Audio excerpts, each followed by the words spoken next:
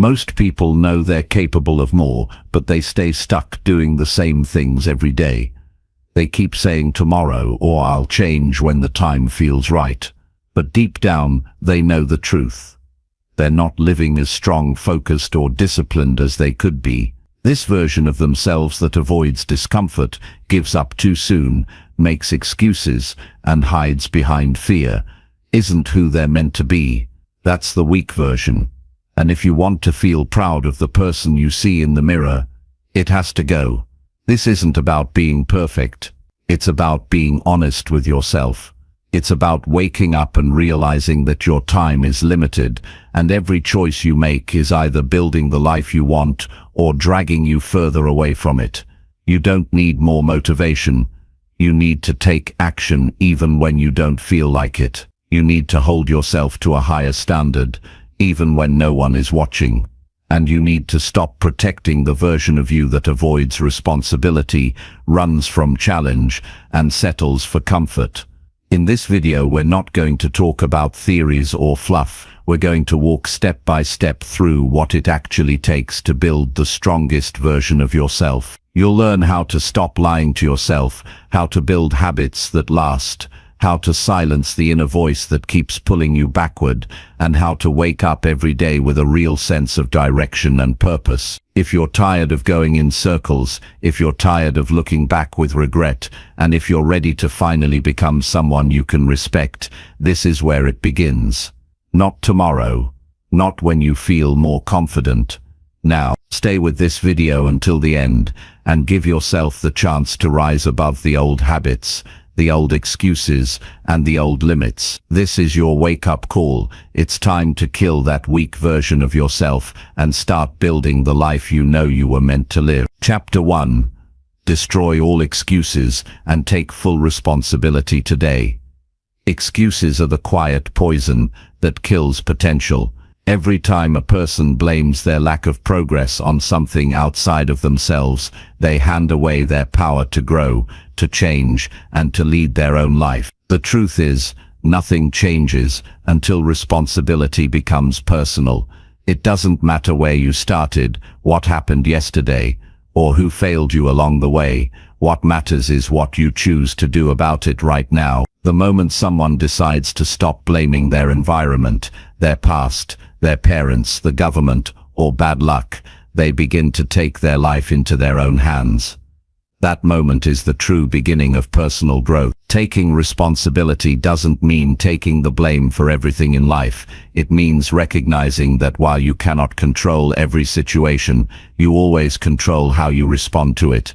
And your response defines your future. Excuses are the tools the weak version of yourself uses to stay in control.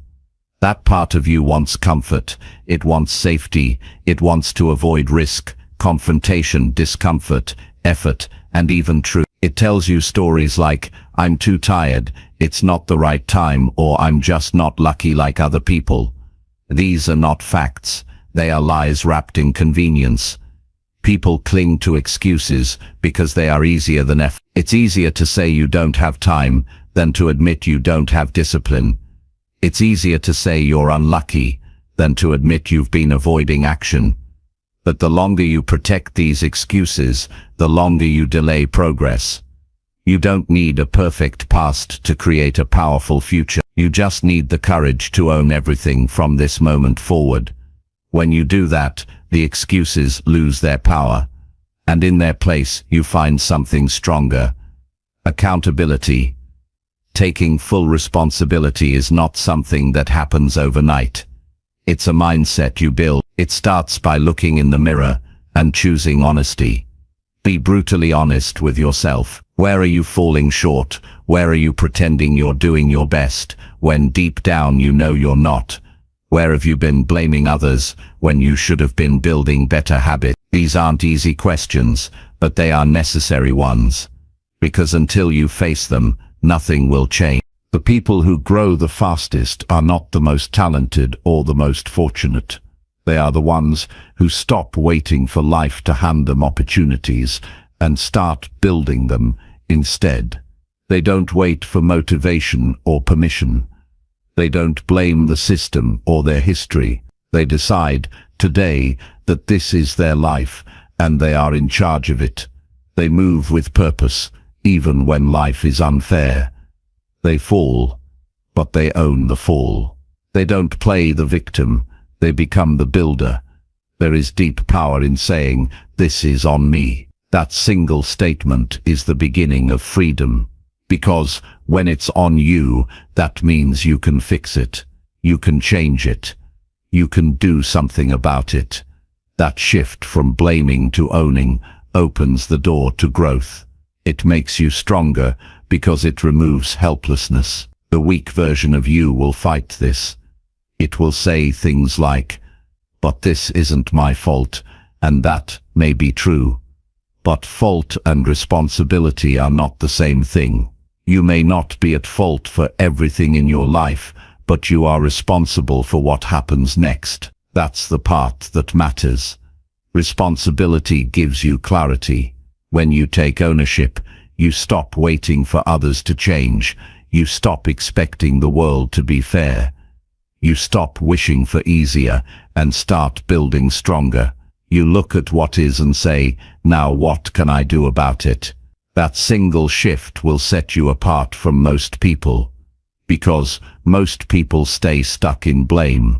They wait, they hope, they complain, but they don't act. Acting requires courage. It requires maturity. And most of all, it requires self-respect. There is no growth without responsibility. You can listen to all the advice in the world, read every book, watch every motivational video, but if you still make excuses for why you're not changing, you will stay exactly where you are. You can't trick yourself into transformation. It only begins when you choose to be real with yourself. You have to look at your life and admit what you've been avoiding. Have you been wasting time? Have you been avoiding hard conversations? Have you been choosing comfort over progress? These are the questions that separate those who live intentionally from those who live by default. Responsibility also requires patience. Because when you finally start taking charge of your life, it won't change overnight. It won't be perfect. You will fall. You will mess up. You will have days where you want to go back to blaming. But don't. Keep showing up. Keep taking ownership. Keep asking yourself, "What can I do better?" That mindset is what kills the weak version of you. Not a single moment of anger or motivation, but a daily commitment to stop making excuses and start taking action, even when it's hard. If you want a better life, you have to take full responsibility for the one you have right now, not half, not part, full. That means your habits, your thoughts, your choices, your relationships, your attitude, your time, your energy. Every part of your life is a reflection of what you've accepted. If you're not proud of it, that's okay. Don't hate yourself. Just decide to do better. You can start small. You don't have to fix everything today. But you do have to stop pretending that it's someone else's job to fix it for you. Real confidence doesn't come from pretending things are fine. It comes from knowing you are capable of handling life as it comes. And the only way to build that kind of strength is by taking ownership of your path. People will disappoint you. Plans will fall apart. Life will challenge you. But if you take responsibility for your actions and your mindset, you'll always have control over your future. You'll adapt. You'll grow. You'll get back up. You don't have to be perfect. You just have to be honest and committed. Stop saying "I can't" when you mean "I won't." Stop blaming the past when the future is still unwritten. Stop protecting your weaknesses with reasons and start strengthening your discipline with choices. Choose the hard thing. Choose the honest thing. Choose the thing that will make you stronger, even if it's uncomfortable. When you catch yourself making excuses, pause. Interrupt that thought. Ask yourself, is this helping me grow or keeping me stuck. Almost every excuse is a form of self-sabotage. It gives you a way out when you should be stepping in. It gives you permission to avoid the work. And while that may feel easier in the moment, it costs you in the long run. It costs you confidence. It costs you momentum. It costs you the life you could have had if you'd just taken responsibility. You are capable of more than you think. But capability means nothing without accountability. You can have potential and still waste it. You can be smart and still stay stuck. You can want change and still make excuses. The only thing that turns potential into progress is responsibility. You have to wake up each day and say, "This is on me, and I'm ready to act." Make this a practice. Start each morning by asking yourself, "What am I responsible for today?" Write it down. Speak it out loud. Hold yourself to it. And at the end of the day, review it. Ask, did I show up fully today? Did I own my actions? Not to judge yourself, but to stay honest. To stay awake. To stay on track. The people who live great lives don't get there by chance. They get there by consistency, and consistency comes from accountability. You can't afford to keep living under your own excuses. They're not protecting you. They're not helping you.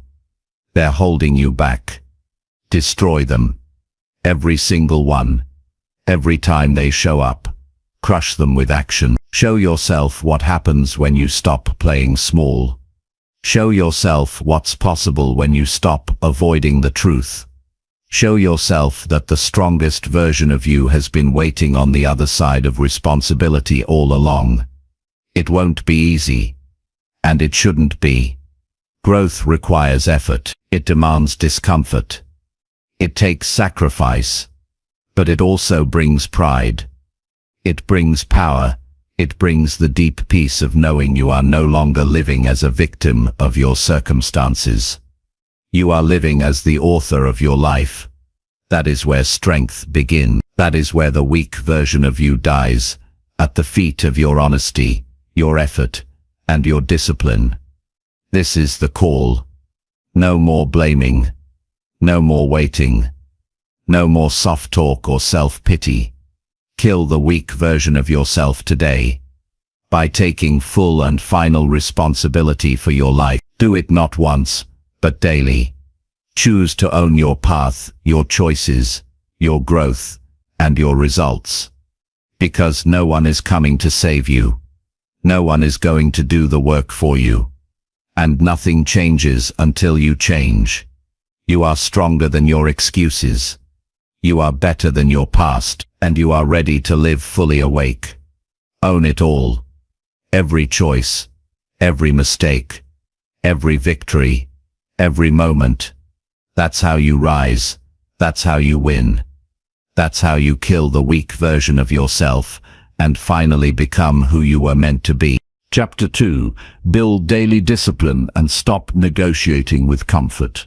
Discipline is the quiet strength that builds the life you want when motivation fades and comfort tries to take control. Every person reaches a moment where they must decide whether to continue doing what feels good or to start doing what makes them stronger.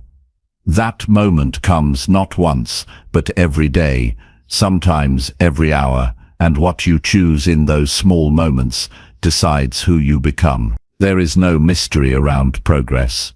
People who grow, succeed, and live with pride don't rely on bursts of energy, they rely on systems.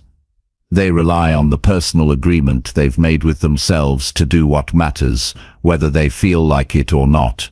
Comfort is not a reward, it's a trap. It's the place your weaker self wants you to stay, because it feels safe, but nothing meaningful happens there. Every time you sleep in when you plan to rise early, every time you skip a workout, delay a hard task, or avoid a tough decision, you feed that comfortable side of yourself. That version of you will always give you a reason to quit early or start tomorrow. It doesn't speak in loud commands. It whispers soft justifications like, "You've done enough," "You're too tired," you deserve a break, and those whispers, when obeyed regularly, turn into patterns. Those patterns shape your identity. Discipline isn't about living without rest or peace. It's about choosing the actions that keep you in control of your life. The moment you start negotiating with comfort, you start losing ground. Discipline is the agreement you don't break, especially when no one's watching. You don't wait to feel ready. You don't hope to feel energized. You decide to follow through on what you told yourself you would do. That's where power begins. Because anyone can be consistent when everything feels right, but strength is built when you act despite resistance. No one drifts toward discipline. You build it by showing up repeatedly, even when it's uncomfortable, inconvenient, or boring. It's forged in silence, in early mornings, in tough decisions, and in all the times you choose what's right over what's easy.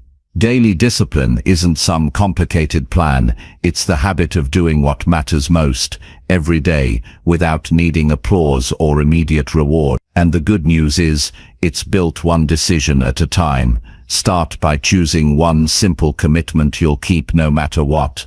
Wake up at a certain hour. Exercise every morning. Read for 15 minutes. Journal before bed. These are not huge things, but they are defining things, because they send a message to your mind that you are in control, and that small signal repeated daily rewires the way you see yourself.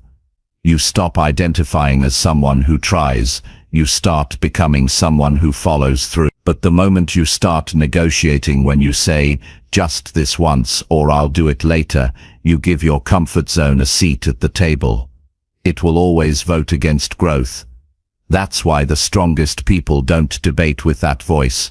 They act, they move, they've already decided. Discipline is not a talent, it's a practice, and it becomes easier when you stop giving your weaker self the microphone. To build daily discipline, build structure. Don't rely on memory or willpower. Set routines that make decisions automatic. When your alarm rings, get up without delay. When it's time to train, show up without question. When you sit down to work, focus without checking distractions. When the schedule says it's time to unplug, rest without guilt. This removes decision fatigue and puts your energy where it belongs, on execution. Also, keep your environment in check. A person who wants to eat clean but surrounds themselves with junk food is not serious. A person who wants to grow but fills their time with entertainment is not aligned. Your surroundings either support your discipline or sabotage it. Clean up your space. Remove easy escapes. Make the path of discipline the default, not the difficult option. Another key is to stop chasing motivation.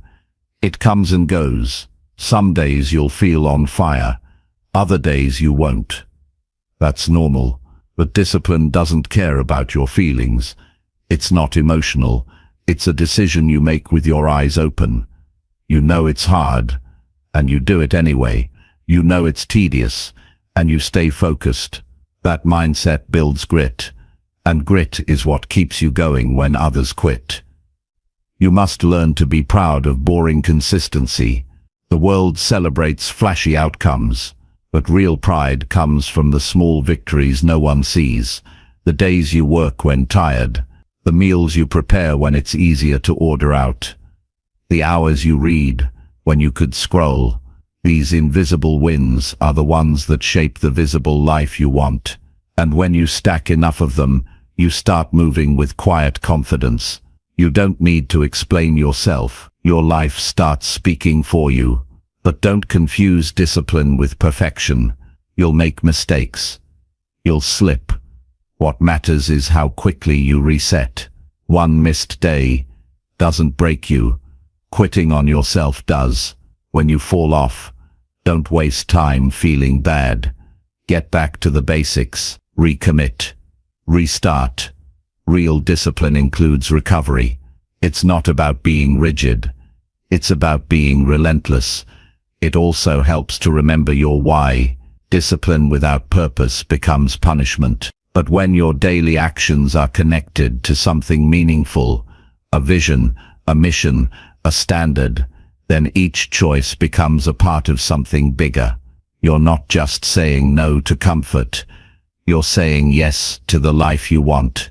Keep that picture clear. When temptation rises, return to that image. Ask yourself, does this move me closer to the person I want to be? If not, say no with strength. People often admire those who seem highly disciplined, but they don't see the internal battle behind that discipline. They don't see the mental choices made every day. You won't feel strong in the beginning. It will be uncomfortable. You'll crave old patterns, but stay with it. Eventually, the things that once felt hard will feel normal. Then they'll become your new baseline. That's growth. And once you build discipline in one area, it spreads. When you start training your body consistently, your confidence grows. When you manage your time better, your focus sharpens. When you speak with honesty every day, your relationships deepen. Discipline creates momentum, and momentum builds belief. You start realizing that there's more inside you than you thought, but you must protect it. It's easy to let one excuse in, one skipped day, one broken promise, one lazy choice, and soon the cracks spread. That's why disciplined people stay alert. They track their habits. They check their progress. They measure what matters. Not out of obsession, but out of respect. They know how fragile progress can be. They know comfort is always waiting for an opening. So they stay sharp. You have a choice every single day. Choose structure over chaos. Choose effort over ease. Choose responsibility over excuse. That choice will feel uncomfortable at first, but in time, it will feel like home. And that's when you'll know the weak version of yourself is losing its grip. Every disciplined day is a blow against that weaker self. Every time you act without negotiation, you take back more of your mind. You are not here to live on autopilot. You are not here to chase comfort. You are here to grow, to rise, to earn the quiet pride of doing what you said you'd do. That pride is worth more than any short-term ease. That pride is what builds a strong, steady life. And you can start building it right now. Make a decision. Set a standard. Stick to it. And when the voice of comfort tries to bargain, answer with action. Show up. Again and again. Because the person you're becoming is worth it. Chapter 3. Wake up early and lead your day with purpose. Waking up early is not just about starting the day sooner. It's about claiming control before the world begins to demand your attention. It's a personal declaration that your time belongs to you, not to distractions, noise, or the chaos of unplanned moments. When you rise early with intention, you give yourself space to think clearly, act deliberately, and connect with the direction your life is heading. The quiet hours of the morning are a gift that most waste. They scroll through their phones, hit snooze multiple times, or rush into the day already behind. But those who lead their lives from a place of purpose understand that how the day begins often shapes everything that follows. The way you spend your first hour matters more than people realize. It determines your mindset, your energy, and your priorities. If you wake up late and scatter your attention right away, you move through your day reacting instead of leading. You respond to messages, interruptions, temptations, and pressures without ever taking the time to ask what actually matters today. But when you rise early on your own terms, you set the tone, you decide what matters, you direct your focus, you build momentum that lasts far beyond the morning. Building the habit of rising early requires more than just setting an alarm. It requires intention. It's about creating a routine that makes getting up meaningful. People don't stick to habits that feel empty. But if you know that your mornings are the one space where you have total command over your environment, your actions, and your mind, you begin to treat that time as sacred. It becomes your training ground, not just for the day, but for your entire life. You don't just wake up early to do more, you wake up early to become more. The early hours hold a clarity that no other part of the day offers. There is no noise, there are no distractions, there's no rush. You can breathe, you can reflect, you can make decisions without pressure. That clarity allows you to look at your life without filters. You can see what needs to change, you can check in with your goals, you can ask yourself hard questions. That time, when used properly, becomes a mirror, and every strong person uses that mirror to grow. But this kind of morning doesn't happen by chance, it requires structure. Decide what time you will wake up and don't negotiate with it. Place your alarm across the room. Don't touch your phone when you rise. Begin with something intentional. That could be stretching, journaling, reading, or reviewing your goals. What matters is that your first action is something you chose, not something that was chosen for you.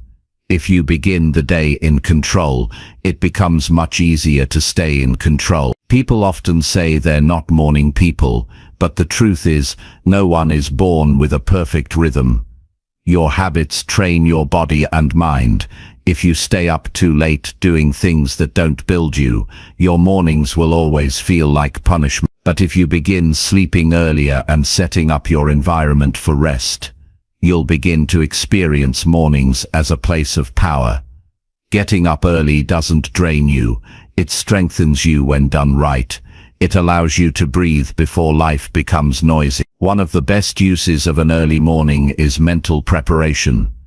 Before you touch your work or check your phone, ask yourself what kind of person you want to be today. How will you lead yourself? What needs your focus? What do you need to stop doing? These questions sound simple, but they are rarely asked. Most people jump into activity without alignment. Then they wonder why they feel tired, frustrated, or aimless by the end of the day. That's the cost of skipping your morning intention. But you don't need a perfect plan, just a few minutes of clarity. That's often enough to prevent hours of wasted motion. Leading your day means you walk into your work, your relationships, and your tasks with a grounded mind. You're not easily pulled by emotion. You're not scattered. You're not desperate for stimulation. You've already centered yourself. That gives you an edge in every area of life. You listen better, you think sharper, you act faster, and over time, this builds a kind of internal authority. You begin to trust yourself more. You stop chasing energy from the outside. You create it from within.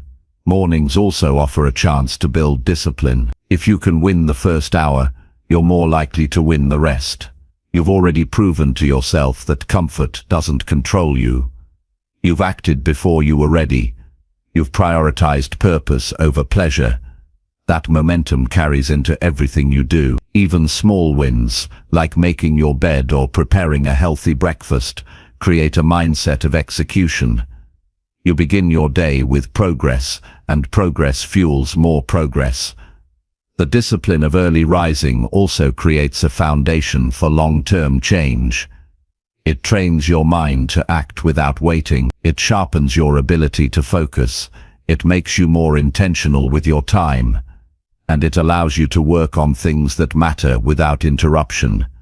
If you want to build a skill, start a project, or change your direction in life, the morning is the perfect time to begin. There's no audience, there's no rush, it's just you and the work. That space is rare, and it's priceless. But the strength of a morning routine doesn't come from intensity, it comes from consistency. You don't need to do everything perfectly. You just need to show up every day. 5 minutes of clarity is better than 1 hour of chaos. One good decision made early can prevent 10 poor decisions made later. If you miss a day, don't spiral. Reset the next morning. Each new sunrise gives you another chance to lead yourself forward. Some of the most successful and centered people in the world wake up early, not because they enjoy suffering, but because they understand value. They value silence, they value clarity, they value uninterrupted time, and they respect themselves enough to create that time, even when it's difficult. This isn't about copying someone else's routine. It's about taking ownership of your time. It's about stepping into your day with focus instead of distraction. The goal is not just to be awake, it's to be awake with purpose. That means every part of your morning should serve you in some way. If something makes you sharper, calmer, stronger, more grateful, more aligned, keep it. If something drains you, dulls your focus, or steals your time, cut it. Your morning routine should evolve with your life. It should reflect your priorities. It should support your goal, and it should give you the kind of internal strength that makes you harder to shake. This level of personal leadership creates momentum that compounds over time. You'll begin noticing how much more control you have over your emotions. You'll start seeing opportunities you used to miss. You'll feel more steady in the face of chaos, and you'll stop drifting. You'll stop reacting. You'll stop waiting, because each day will begin with intention. Each day will start with movement. Each day will remind you that you are capable of leading your life instead of watching it pass. You won't always feel like getting up. There will be mornings when the bed feels too warm and the silence feels too sharp. But that's where growth happens. That's where the old version of you begins to fall away. Every time you rise before comfort wants you to, you grow a little stronger. Every morning you lead yourself instead of following emotion. You become more disciplined, and every decision you make in those early hours builds the future you say you want. This isn't about perfection. It's about consistency and purpose. Show up for yourself in the morning, and you'll learn how to show up everywhere else. Decide that your time matters enough to protect. Decide that your energy is too valuable to waste. And decide that every morning is a chance to shape the life you are creating. Not by chance, but by choice. Chapter 4. Track your habits and eliminate the lazy ones fast. Most people don't lack potential, they lack awareness. They drift through their days, repeating small actions without realizing those actions are shaping their identity, their results, and ultimately their future. You don't become lazy overnight. You become lazy one overlooked habit at a time. The patterns you allow, especially the small ones, build the structure of your life. That's why the first step to change is observation. If you don't track your habits, you're walking blind. You can't fix what you're not honest about. Growth starts with seeing things clearly, not pretending they're fine.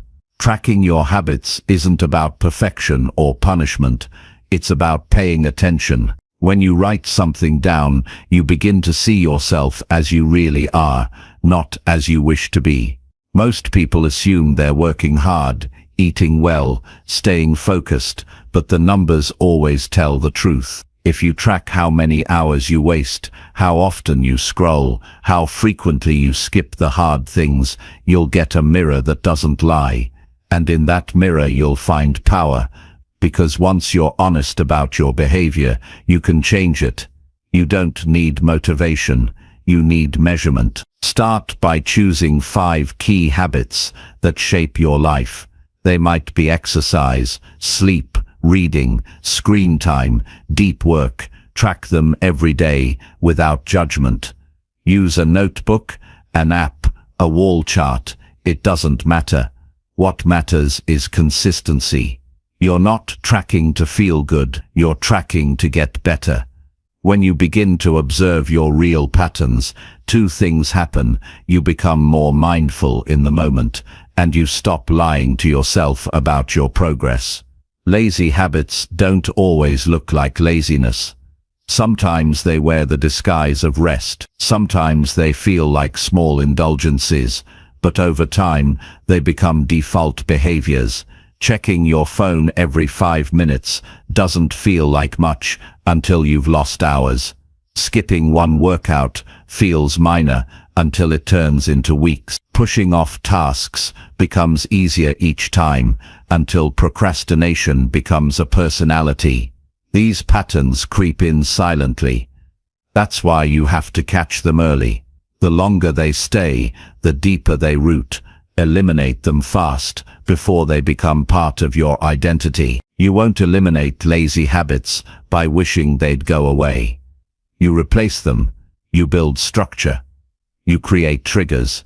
You remove friction.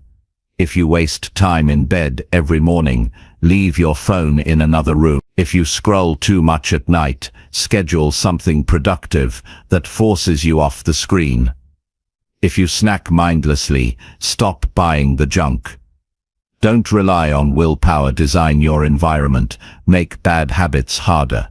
Make good ones easier. Change becomes simple when you remove the option to be lazy. There's a reason disciplined people often seem minimal in their routine. It's not because they're obsessed. It's because they've learned that every habit competes for attention. They know that wasted actions lead to wasted life.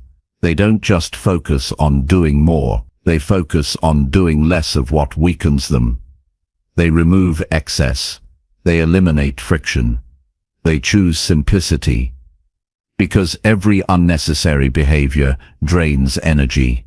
Every bad habit costs something, even if it feels harmless. The weak version of you wants comfort without cost. It wants reward without work. It wants results without consistency. That version of you will try to justify every lazy habit. It will say, "I need a break. This isn't a big deal," or "I'll fix it later." You have to recognize that voice and interrupt it. That voice is the gatekeeper to stagnation. You defeat it, not by arguing with it, but by acting faster than it can speak. If you feel resistance to a productive habit, start anyway. Don't wait to feel ready. Read the book. Do the reps. Begin the work. You don't kill laziness with intention. You kill it with movement.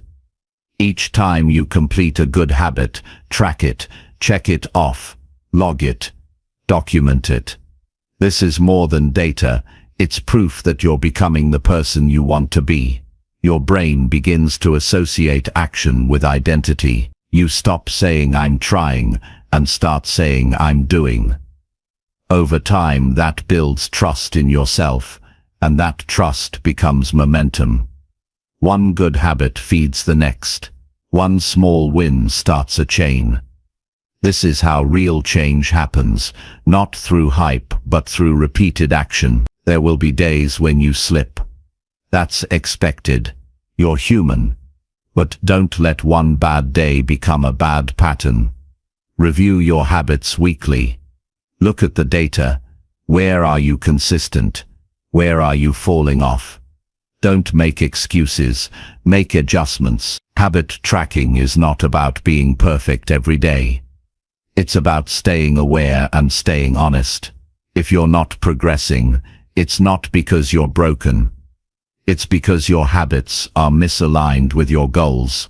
Align them. Then stay the course. Most people overestimate how much they can change in a week and underestimate how much they can change in a year.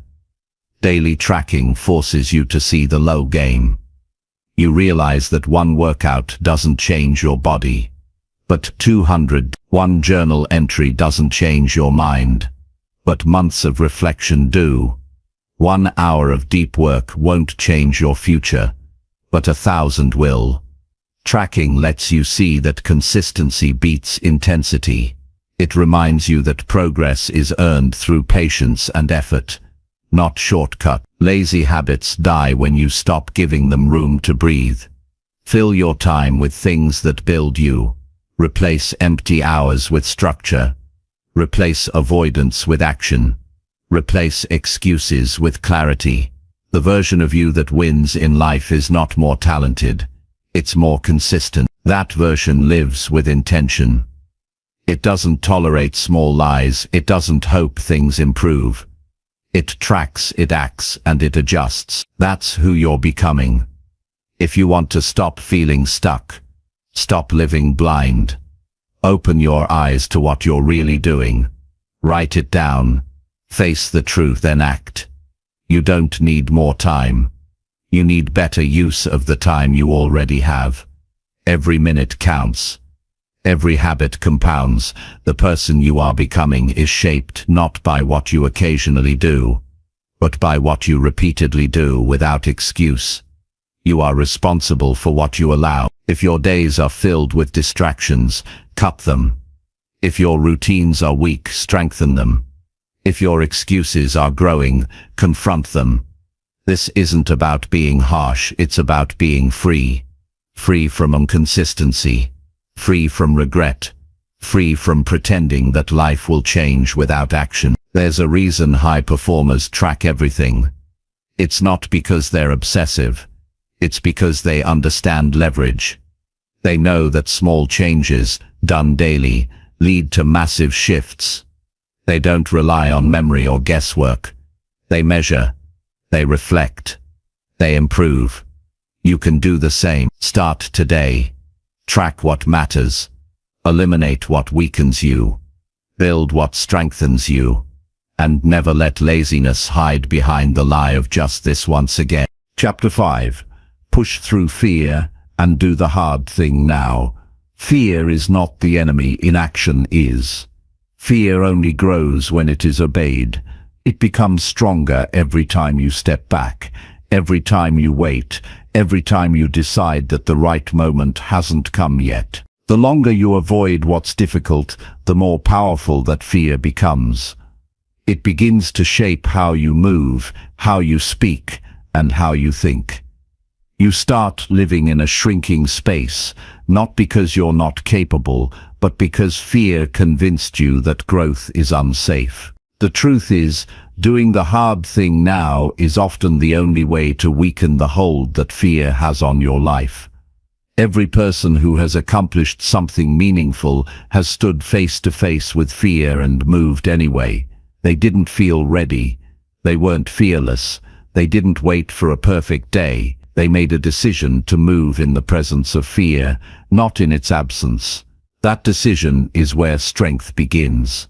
Fear will always exist where growth exists.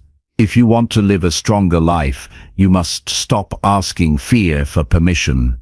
You must stop letting hesitation define your path. You already know what the hard thing is. It's the conversation you've avoided, the responsibility you've delayed, the project you've postponed, the change you keep saying you'll make someday. It lives in your thoughts, quietly reminding you of what you haven't done, that tension you feel, that pressure in your chest when you think about it. That's a signal, not a stop sign. It's your mind telling you where your next level is hiding. It's not waiting in ease. It's waiting in effort. It's waiting behind the task you don't want to face. The only way to kill fear is by walking through it. Thinking about it won't change it. Planning endlessly won't shrink it. Reading about courage won't create courage. Action is the only antidote. The more you act, the less power fear holds. Not because fear disappears, but because you prove to yourself that it doesn't control you. You take away its authority by refusing to freeze. You silence its voice by moving with clarity, even if your hands are shaking. You do not need more time. You need more courage. And courage isn't something you wait for. It's something you create in the moment. Courage lives in motion. It is born the second you lean into the discomfort instead of backing away. Fear says, "What if it goes wrong?" Strength replies, "I'll handle it if it does." That's the mindset that transforms people. That's the mindset that opens doors fear tried to keep shut. Fear often dresses itself as logic. It says things like, "Think it through, wait until you're ready," or "Now's not the time." But most of the time, those are just clever ways of hiding. You know the difference. Deep down, you can tell when you're being honest with yourself and when you're just looking for a way out. Stop entertaining the lie that fear is protecting you. It's not. It's delaying your progress. It's costing you time, confidence, and self-respect. Doing the hard thing now is not about punishment. It's about freedom. Every time you finish something you feared, your world gets bigger. You earn respect from yourself. You build a new baseline. You create a new story. Suddenly what used to scare you becomes your strength. But that shift only happens when you act. Not once. Not when it feels dramatic. But consistently. Quietly. Intentionally. Especially when no one is watching. You need to stop assuming that action must feel right before you take it. You will never feel completely ready to face what you fear. That feeling won't come. You will feel doubt. You will feel hesitation. You will feel discomfort. That is normal. That's not a problem to solve. It's a signal to move. Growth is uncomfortable. That's why most people avoid it. That's why so many people stay stuck in the same patterns for years. Not because they can't change, but because they never confront what's hard. If you want to build real strength, begin with what you're avoiding. Make a list of what you fear, then do something about it today. Don't wait for the perfect plan. Don't overthink the first step. Just move. Even a small step taken today is stronger than a perfect step delayed forever. Action builds evidence, and evidence builds belief. The more you see yourself acting in the face of fear, the more you believe you are capable of more. That belief is worth more than any temporary comfort. The hard thing you're avoiding is not just a task, it's a test. A test of your discipline. A test of your commitment. A test of your integrity. It's easy to say you want to improve. It's harder to do the thing that proves it. Talk is cheap. Plans are easy. But execution, that's where the gap is. That's where the real separation happens. People who rise are not the ones with the least fear. They are the ones who act the fastest when fear appears. If you wait too long, fear will give you reasons to quit. It will collect every past failure and play them back. It will remind you of every doubt. It will magnify what could go wrong. And if you stay still, that voice gets louder. But if you act quickly, if you step into the challenge, you break its momentum. You stop the spiral. You take the power back. You remind yourself that you are not defined by your fear. You are defined by your response to it. You don't need to be reckless. You need to be honest. If something matters to you and you've been avoiding it, that is your work. Do it now. Not tomorrow. Not when you feel more confident. Confidence is built by doing, not waiting. And the more you delay, the heavier the task becomes. The only way to lighten the weight is to face it. Start. Finish. Repeat. There's a version of you that doesn't hesitate. That version acts. That version finishes. That version handles difficulty. You don't become that person by watching others.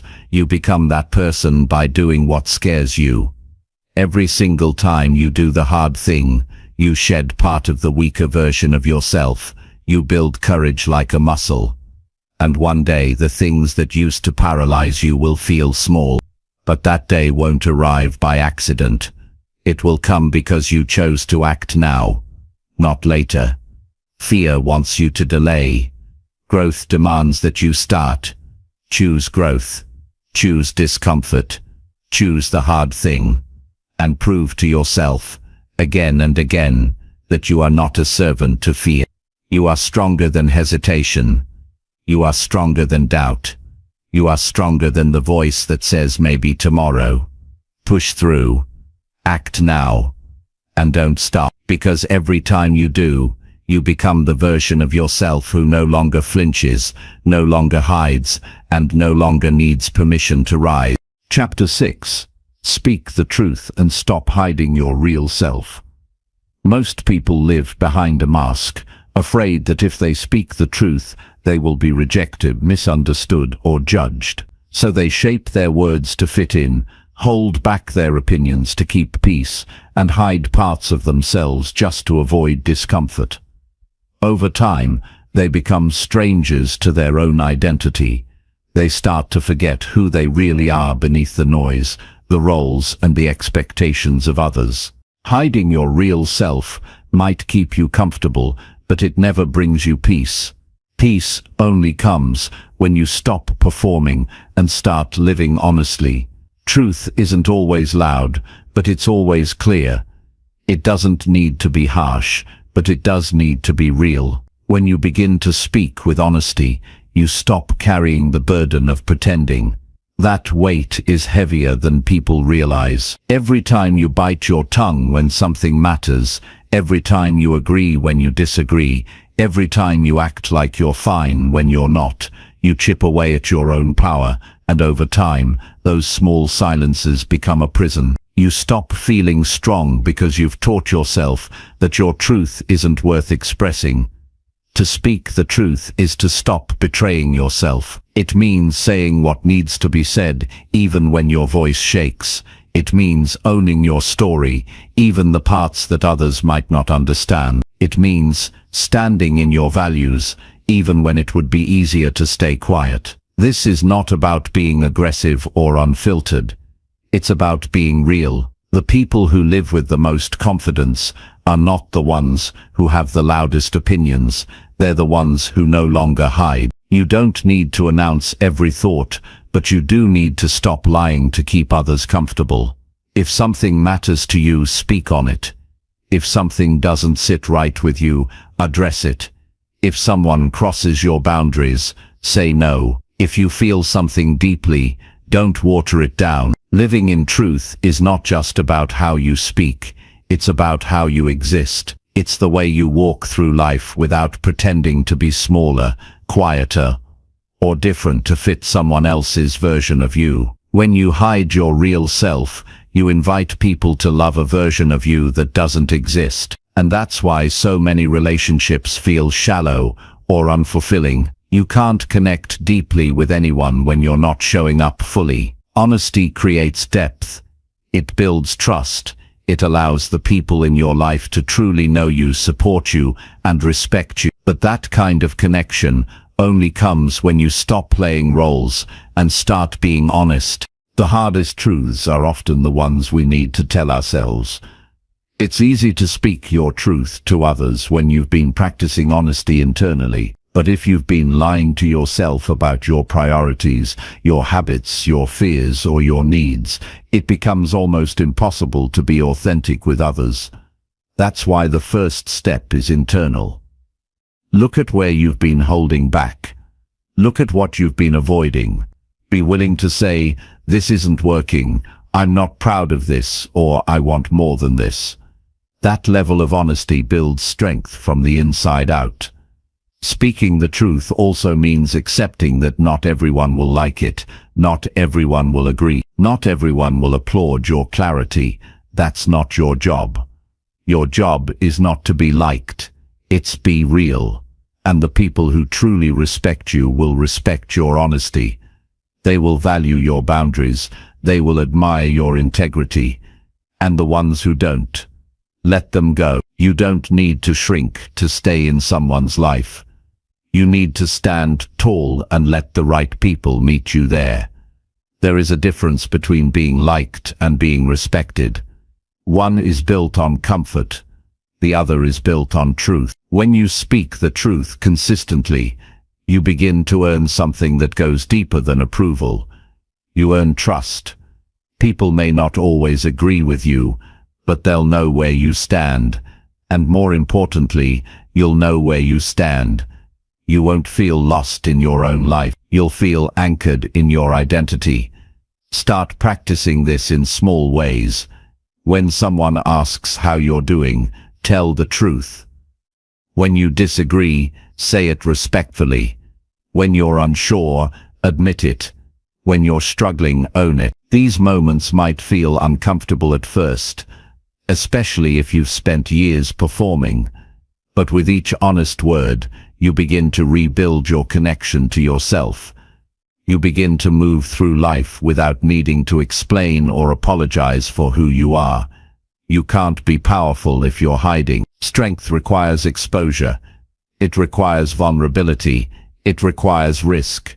But what you gain is far more valuable than what you lose. You gain freedom. You gain clarity. You gain a life that is fully yours, not one shaped by fear or approval, but one shaped by alignment. You stop living for other people's opinions and start living by your own truth. The weak version of you wants comfort over clarity. It wants to be liked more than respected. It wants to avoid conflict even when the silence costs your peace. That version of you will always find ways to justify hiding. It will say, "Now's not the time," or "It's not a big deal." But every time you silence yourself, you confirm that your truth isn't valuable. And over time, that silence becomes self-abandonment. To kill that weak version, you must choose truth every day. You must speak with intention. You must stop making yourself small to avoid tension. You must stop waiting for permission to be who you are. Your life is too short to waste on pretending. Say what matters, stand where you belong, show up fully, even if it feels risky. Because the cost of hiding is far greater than the discomfort of honesty. You do not have to be perfect to be real. Your truth doesn't need to be polished. It needs to be yours. Speak it, own it, live it. Because the moment you stop hiding, you begin to attract the people, opportunities, and experiences that match who you really are. And that kind of life, the one built on truth, is the only life worth building. Chapter 7. Face your flaws and grow stronger through them. Most people run from their flaws because they think flaws make them weak. They spend years covering them, denying them, or blaming someone else for them. But the truth is, you only gain strength when you face them head-on. Avoiding your flaws doesn't erase them, it just delays your growth. You can't improve what you're unwilling to admit. And you can't evolve if you're constantly hiding the parts of you that need work. Strength doesn't come from pretending you're perfect. It comes from doing the work to get better, day by day, decision by decision. Facing your flaws requires courage because it means seeing yourself without filters. It means looking at your actions, your habits, your attitude, and your patterns and saying, "This needs to change." That's not weakness. That's the beginning of personal power. Anyone can ignore their flaws. Most people do. But the few who turn inward, who take responsibility instead of making excuses, they are the ones who grow beyond limits. They stop blaming the world for their problems and start changing themselves so the problems lose power. Your flaws are not the end of you. They are the beginning of growth. The moments where you feel exposed, embarrassed, or ashamed are not signs that you should shut down. They are signals that something within you is ready to be refined. We all have blind spots. We all have tendencies that hold us back. Maybe you avoid hard conversations. Maybe you procrastinate. Maybe you chase distractions instead of discipline. Maybe you lack patience. Whatever it is, pretending it's not there just keeps you stuck in cycles that damage your progress. The first step to getting stronger is telling the truth to yourself.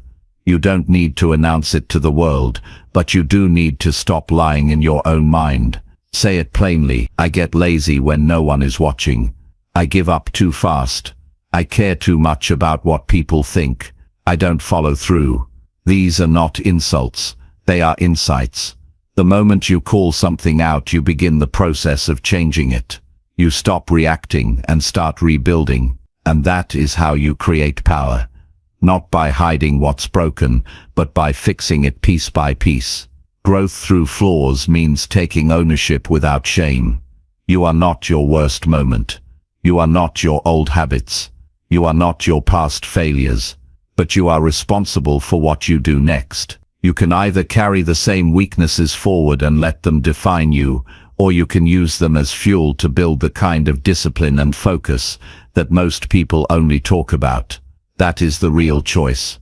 Do you carry your flaws as a burden, or turn them into a reason to rise? It's tempting to compare yourself to others, to look at people who seem more confident or more successful, and think they don't struggle. But what you don't see is the work they did behind the scenes. You don't see the hard truths they had to face. You don't see the flaws they wrestled with, the nights they spent rebuilding themselves, the accountability they embraced. Everyone who has grown into something powerful started by facing their weaknesses. Growth is not reserved for the talented. It is earned by those who do the internal work most people avoid. Facing your flaws also means accepting feedback without defensiveness. When someone tells you a hard truth, listen. Even if it stings, even if it hurts, even if your pride pushes back, listen. Ask yourself if there's something there you can work with. Most people get stuck because they protect their ego more than their growth. But ego doesn't build strength. Humility does. The moment you stop defending your flaws and start improving them, your entire life begins to shift. This process isn't quick. It takes time to change patterns that have been with you for years. You will fall back. You will feel uncomfortable. You will want to go back to what's easy. But every time you stay committed, every time you lean in instead of running, every time you choose to grow instead of shut down, you build a different version of yourself. One that can handle pressure. One that doesn't fold when it gets hard. One that lives with clarity and discipline. You don't need to fix everything at once. Choose one flaw and work on it every day. Track your progress. Notice your triggers. Create new responses. If you quit when things get hard, train yourself to finish. If you lie to avoid conflict, practice telling the truth respectfully. If you escape into distraction, replace it with something meaningful. This is the work. It's not always exciting. It's not always visible, but it is powerful, and it will build a foundation that no one can take from you. As you grow, your flaws don't disappear. They become tools. You'll use what you've overcome to lead others, to connect deeply, to stay grounded. Your past laziness teaches you the value of structure. Your past insecurity teaches you how to build confidence. Your past anger teaches you how to control your reactions. These flaws, once faced, become your strength. They no longer control you. They serve you. The reason most people don't grow stronger is because they wait to feel ready. They wait for confidence to arrive. They wait for life to get easier. But you don't need any of that to start. You just need honesty. You need to decide that staying the same is no longer acceptable. You need to make the simple but powerful decision that your flaws will no longer be excuses. They will be fuel. They will be your reasons to show up, to do better, to push harder. When you stop hiding, you stop wasting energy. The energy you used to spend protecting your image is now used to improve your character. You start showing up as the real you. Not the perfect version, not the filtered one, but the honest one. And that version grows. That version wins. That version becomes someone you can respect in silence, without needing applause or approval. True strength is not about being flawless. It's about being real and relentless. Real enough to admit your weaknesses, relentless enough to rise through them. If you want to become someone that others respect, start by respecting yourself enough to face what you've been avoiding. That's where it begins. That's where the shift happens. That's where the weak version of you dies, and the stronger version starts to take over. This isn't a one-time decision, it's a lifestyle. Every day you either feed your flaws or fight them. Choose to fight. Choose to grow. Choose to stand in front of the mirror, not with shame, but with responsibility. You are not here to be perfect. You are here to get better. And every flaw you face is a doorway to the stronger life waiting for you on the other side. Walk through it, own it, grow from it, and never turn away from the truth again. Chapter 8. Control your mind and break negative thought cycles. Your mind is the command center of your life. And if you don't take control of it, it will control you. Every thought you entertain shapes how you feel, what you believe, and the actions you choose to take. Negative thought cycles are silent killers. They don't scream, they whisper, they replay doubts, amplify fears, and distort reality. You start to believe that you are the thoughts running through your mind, instead of realizing that you have the power to observe, challenge, and replace them. If you want to grow, achieve, and build strength in your life, you must begin by gaining control over what happens inside your own head. Thoughts don't just appear randomly, they're habits. And like any habit, they can be broken and rebuilt. But the longer you let negative thoughts repeat without interruption, the stronger they become. The more often you think something like "I'm not good enough," "I always mess things up," or "I can't change," the more your mind starts treating those thoughts like truth. And once they become your truth, they shape your behavior, your attitude, and your results. That's why the most important fight you will ever face is the one between you and your own thinking. You are not weak because you have negative thoughts. Everyone does. You become weak when you surrender to them without resistance. The mind is like a muscle. It gets stronger with training and weaker with neglect. If you allow every worry, insecurity, or judgment to roam freely, your mind becomes chaotic. But if you start filtering your thoughts, questioning your beliefs, and actively redirecting your focus, you begin to develop mental discipline. That discipline is what separates those who stay stuck from those who rise. The first step to breaking negative cycles is awareness. You can't fix what you don't see.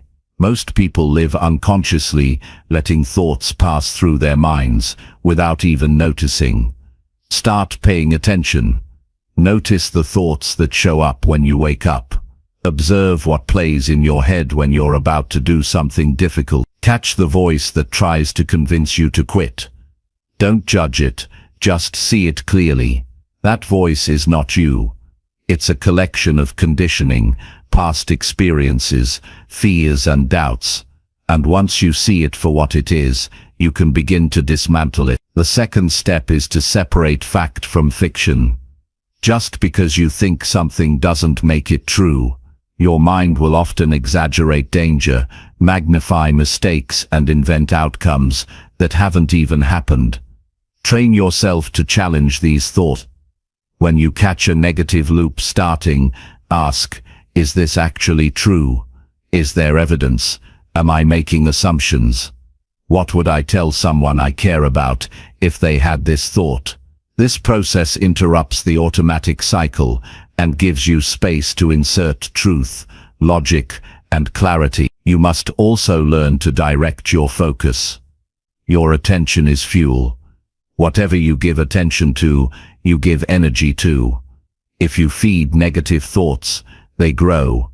If you shift your focus to something empowering, the cycle weakens. When your mind starts spiraling, don't wait for it to stop on its own. Interrupt it with action. Stand up, move your body, speak a truth out loud. Do something productive. The longer you sit in a negative thought, the more real it feels. Action disrupts that pattern and forces your brain to change direction. Another powerful tool is replacing negative thoughts with new ones. You can't just remove bad thoughts and leave your mind empty. You must fill it with better ones. This is not about lying to yourself or pretending things are perfect. It's about choosing thoughts that are honest and useful. "I always fail" can be replaced with "I'm learning to get better."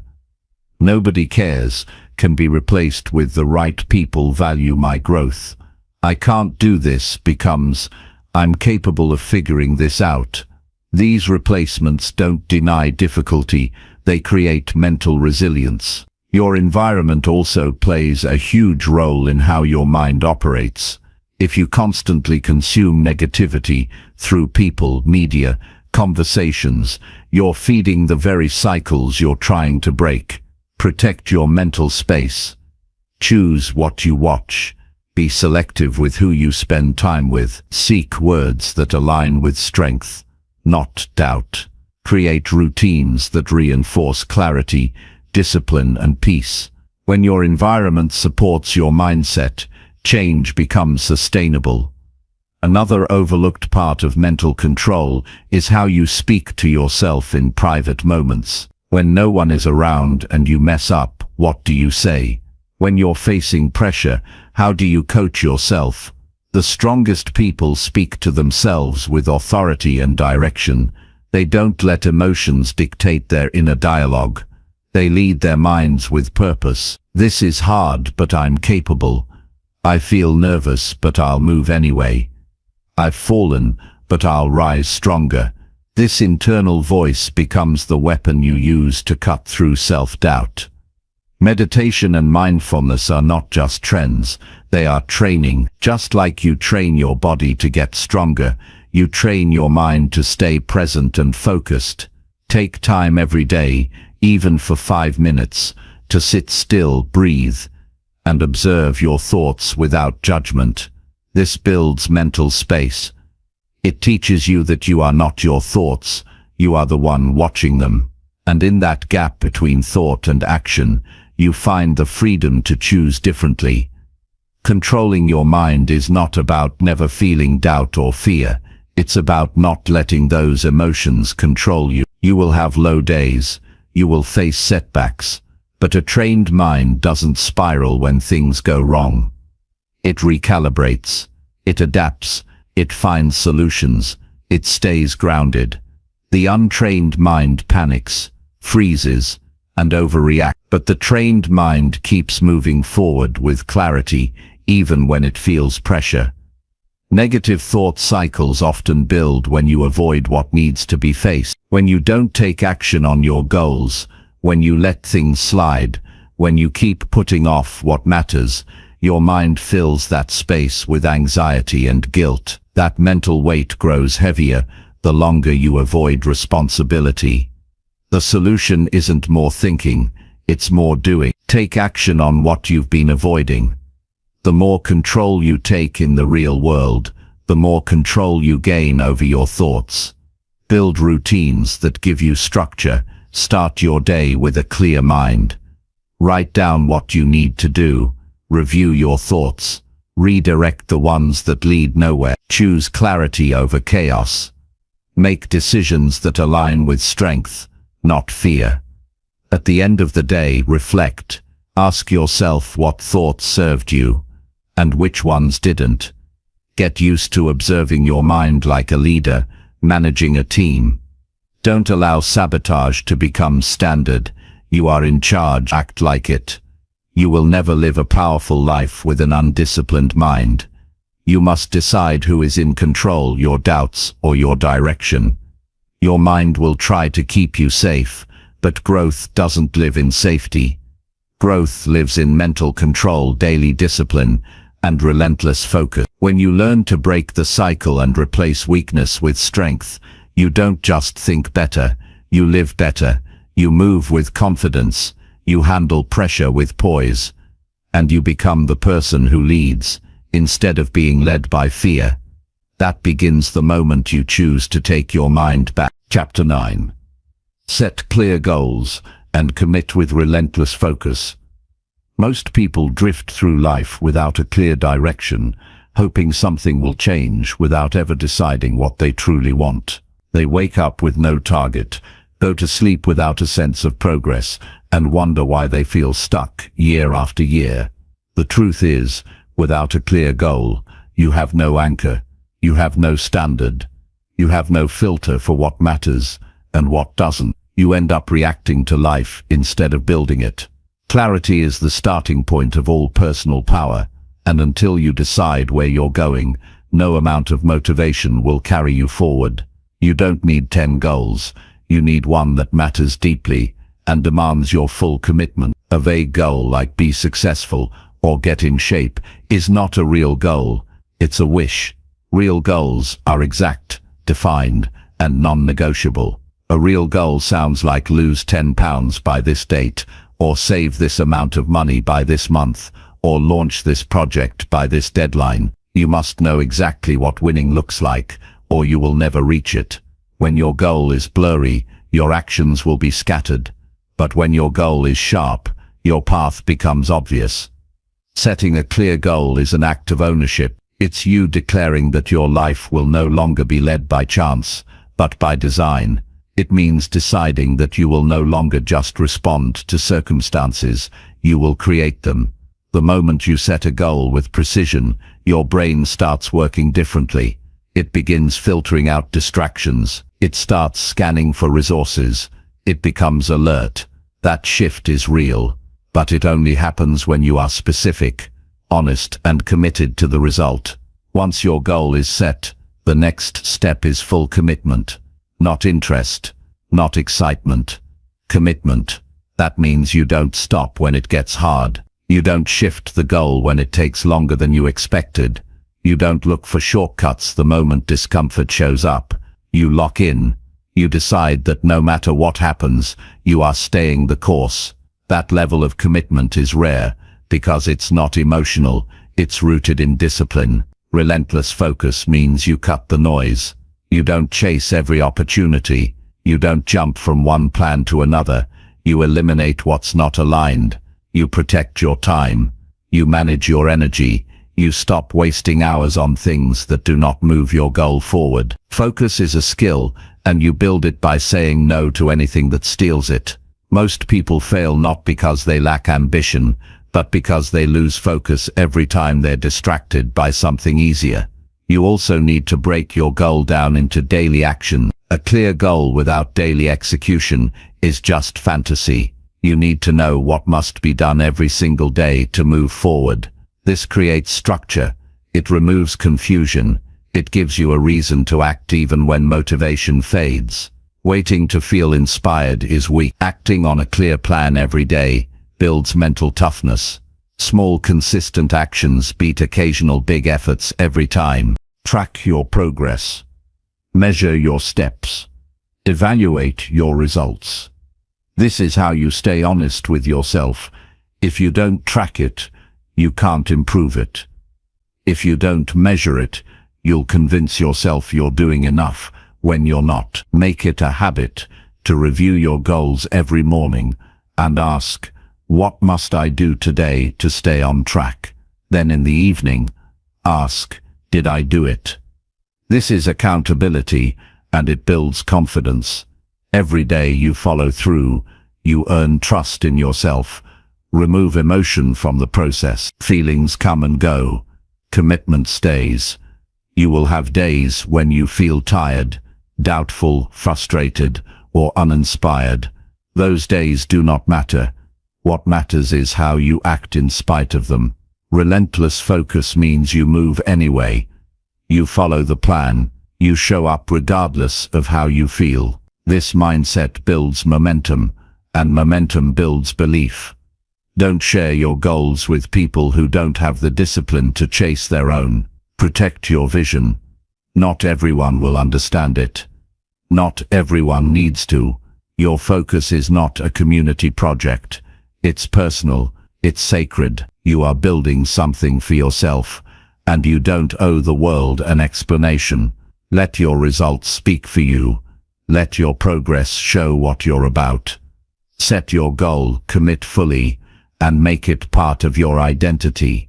You're not someone who's trying. You're someone who does. You're not interested.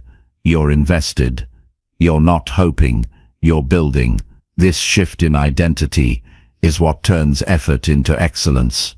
The person who follows through no matter what becomes the person who wins. Not because of luck or timing, but because of consistency and clarity. Be ready for boredom. The path to any meaningful goal includes repetition. You will do the same things over and over again. That's not a flaw in the process. That is the process. Most people quit because they confuse consistency with failure. But winners know that showing up, doing the work, and improving slowly is the price of progress. Don't chase variety. Chase mastery. Discipline will take you further than emotion ever will. You must also eliminate weak goals. If you're setting goals just to feel busy or productive, you're wasting your energy. Set goals that scare you a little and excite you a lot. Set goals that demand growth. Set goals that require change. The bigger your vision, the more precise your actions need to be. Clarity is how you reduce anxiety. Knowing exactly what you want makes every day simpler, every decision easier, and every distraction more obvious. Do not lower the goal when you fall short. Raise your effort, refine your strategy, adjust your systems, but keep the target. There is power in holding your line. Growth happens when you push past your current limits, not when you retreat into comfort. Every time you recommit after a setback, you multiply your inner strength. That's the habit that builds high-performing individuals, not perfection, relentless recommitment. You don't have to be talented to be focused. You don't need to be born disciplined to become consistent. You need a goal worth chasing, and the will to chase it, until it's yours. That's the foundation of transformation. That's the mindset that builds success in every area of life. If your life lacks direction, start by setting a clear goal today. Write it down. Define it. Own it. Then ask yourself what the next logical action is. And take it. Not next week. Now. The weak version of you waits. The stronger version takes initiative and keeps moving even when things aren't perfect. That version is built in the small decisions, repeated over time, with unwavering clarity and focus. Chapter 10. Cut toxic people and protect your mental energy. You can have all the right goals, all the right habits, and all the ambition in the world, but if your environment is filled with people who drain your energy, challenge your peace, and sabotage your mindset, you will keep hitting the same walls. Toxic people don't always look toxic on the surface. Sometimes they come disguised as friends, family, or even supportive voices. But pay attention to how you feel after spending time with them. If you walk away feeling smaller, confused, unmotivated, or emotionally heavy, you are likely dealing with someone who does not support your growth. The quality of the people you surround yourself with directly shapes the quality of your life. You cannot afford to ignore this. Toxic people are not just those who yell or create obvious conflict. They can be subtle. They can be passive-aggressive, constantly negative, manipulative, overly critical, or emotionally inconsistent. They can use guilt to control you, envy to compete with you, or silence to punish you. And over time, their presence eats away at your focus, your confidence, and your energy to improve. You don't need that around you when you are trying to rebuild yourself into someone stronger. You are not obligated to tolerate what destroys your peace. Just because someone has been around for years doesn't mean they deserve access to your time today. If someone consistently disrespects your boundaries, makes you doubt your worth, or interrupts your clarity, then it is your responsibility to take action. You can't control who others are, but you can absolutely control who you allow into your inner space. This is not cruelty, it is self-respect. Protecting your mental energy starts with recognizing that you are responsible for your emotional environment. Every conversation, every interaction, every connection leaves a mark. You have to be intentional about who gets to influence you. Spend time with people who speak with clarity, live with discipline, and value honesty. People who uplift you not by fake compliments but by challenging you to grow. That's the kind of energy that fuels change. Anything less than that is a distraction, no matter how familiar or comfortable it may feel. Cutting toxic people doesn't mean you create drama or confrontation. It means you slowly and silently shift your focus away from them. You stop over-explaining. You stop responding to manipulation. You stop giving your time to people who don't respect it. You reduce contact. You let their messages go unanswered. You pull your energy back without making noise. That's real strength. Quiet, deliberate boundaries that don't require permission or applause. Some people will not like your growth. Not because you've done anything wrong, but because your improvement makes them uncomfortable. They liked the version of you that stayed quiet, unsure, dependent, or stuck.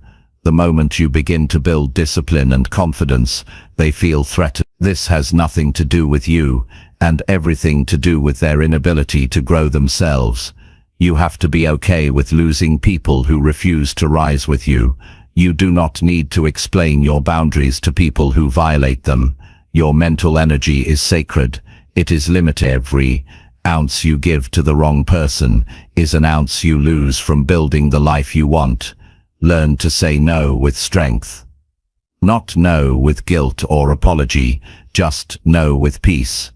The people who truly care about your well-being will never make you feel bad for protecting your mental space. The ones who push back are often the ones who benefited from your lack of boundaries.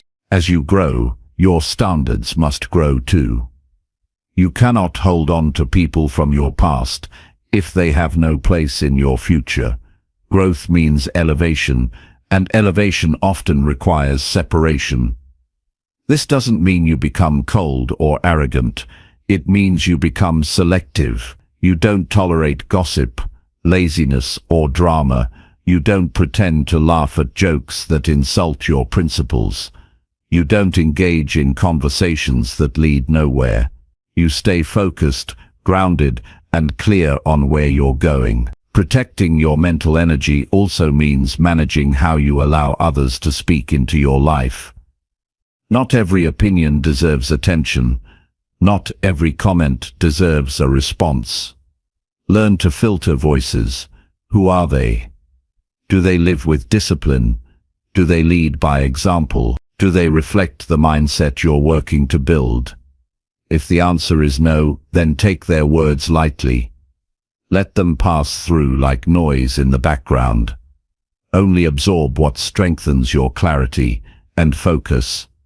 Sometimes the most toxic person is the one you keep making excuses for. You tell yourself, they're just going through something, or they don't mean it, or they've been in my life so long. But the truth is, none of that justifies the emotional damage they cause. Growth requires honesty. Be honest about how someone affects you.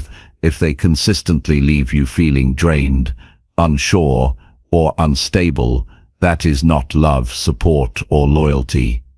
That is a sign to create distance. You also have to look inward. Are you tolerating toxic behavior because you are afraid of being alone? Because you are afraid of confrontation? Because you're addicted to approval? These are the deeper reasons that keep people stuck in draining relationships. The solution is not to blame others. It is to build the strength within yourself to walk away.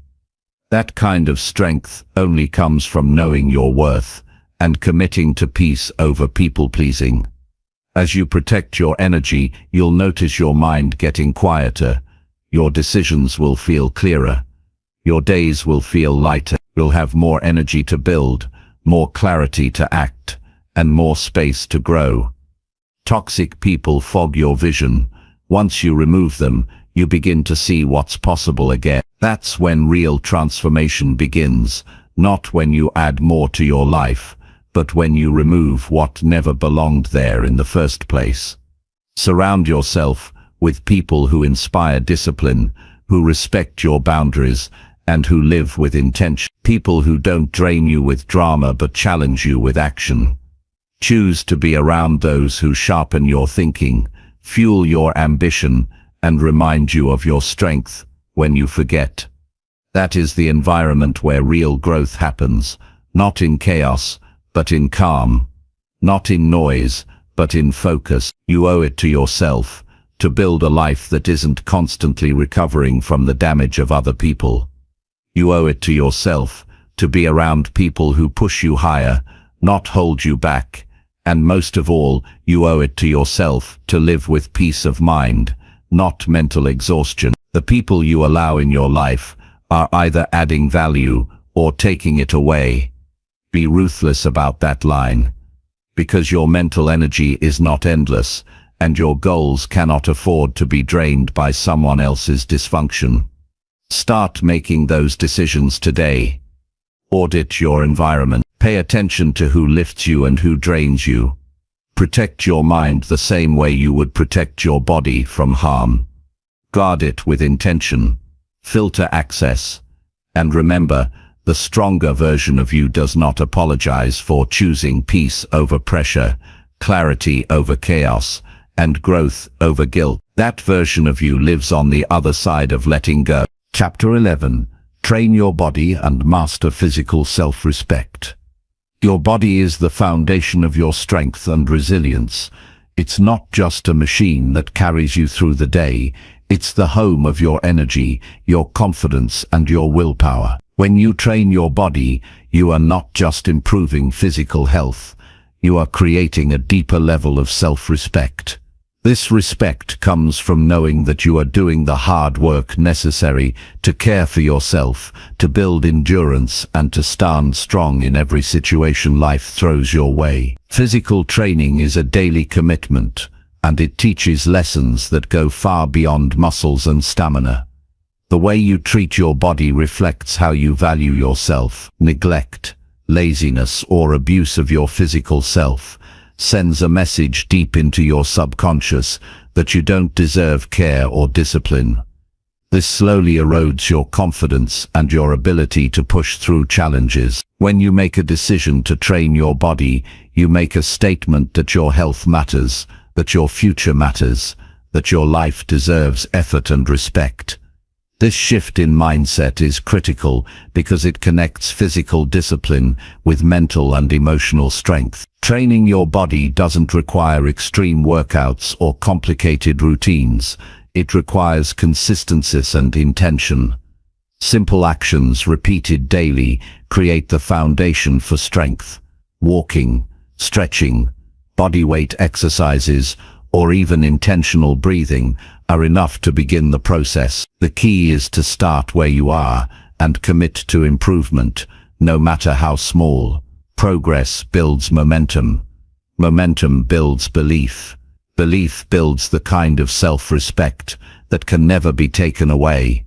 Physical training is also a form of self-control. When you choose to exercise instead of scroll social media, eat nourishing food instead of junk, sleep on time instead of staying up late, you strengthen your ability to make decisions that serve your growth. Every choice you make to prioritize your body is a small victory over instant gratification. These victories add up and ripple into other areas of your life, creating a powerful cycle of discipline and achievement. Your body responds to what you ask of it. If you treat it like a temple, it grows stronger. If you treat it like an afterthought, it weakens. This isn't about vanity or appearance, it's about performance and respect. A trained body supports a trained mind. When you feel strong physically, you think clearer, react faster, and handle stress better. You carry yourself differently, upright, confident, ready. This physical presence changes how the world sees you, and more importantly, how you see yourself. Pain and discomfort are part of physical training, but they are not signs of failure. They are evidence of growth. When muscles burn, lungs tighten, or energy wanes, those are moments when you prove to yourself that you can handle more than you thought. Pushing through discomfort builds resilience that transfers directly into mental toughness. The habit of enduring physical challenge without quitting is one of the most reliable ways to build inner strength. Recovery is equally important. Training your body is not about constant punishment, it's about balance. Respecting rest, hydration, nutrition, and sleep allows your body to rebuild stronger. Ignoring recovery leads to burnout, injury, and loss of motivation. Mastering physical self-respect means listening to your body's signals and responding with care, not neglect or indulgence. This balance creates sustainability, which is essential for lifelong improvement. You must also understand that training your body is a journey without shortcuts. There are no quick fixes or magic pills. It requires patience, persistence, and an honest look at your current habits. If you've been inactive for years, starting small is not a weakness, it's wisdom. Setting unrealistic goals only sets you up for failure and disappointment. Respect your starting point, celebrate small wins, and focus on incremental progress. The cumulative effect of daily action is unstoppable. Physical training sharpens your discipline because it demands routine. When you make exercise a non-negotiable part of your day, you build a structure that supports all your other goals. This routine becomes a backbone for your willpower. It trains you to show up when you don't feel like it. It teaches you that commitment is more important than motivation. Motivation comes and goes, but discipline holds the line. Mastering physical self-respect also requires honesty about your habits and choices. This means facing difficult questions. Are you eating foods that nourish you or just satisfy cravings? Are you moving enough or sitting too much? Are you prioritizing sleep or sacrificing it for convenience? The answers to these questions reveal how much respect you truly have for your body. Change begins with that brutal honesty. Without it, no amount of training will create lasting transformation. Your body is your first responsibility. If you neglect it, every other part of your life suffers. Energy drains, focus falters, confidence fades. But when you honor your body through consistent training, you unlock levels of potential that go beyond physical strength. You gain clarity, emotional balance, and the stamina to pursue your deepest ambitions. The strongest minds live in the strongest bodies because they know that the two are inseparable. Finally, training your body is an act of love. It's an investment in yourself that pays dividends every day. It is a practice that says, I am worth the effort. When you choose to care for your body, you build a foundation of self-respect that impacts every decision, every relationship, and every goal. This kind of respect cannot be faked or borrowed. It must be earned through daily action and relentless commitment. This is the path to mastery over yourself and the life you want to build. Chapter 12. Reject short-term pleasure and choose long-term growth.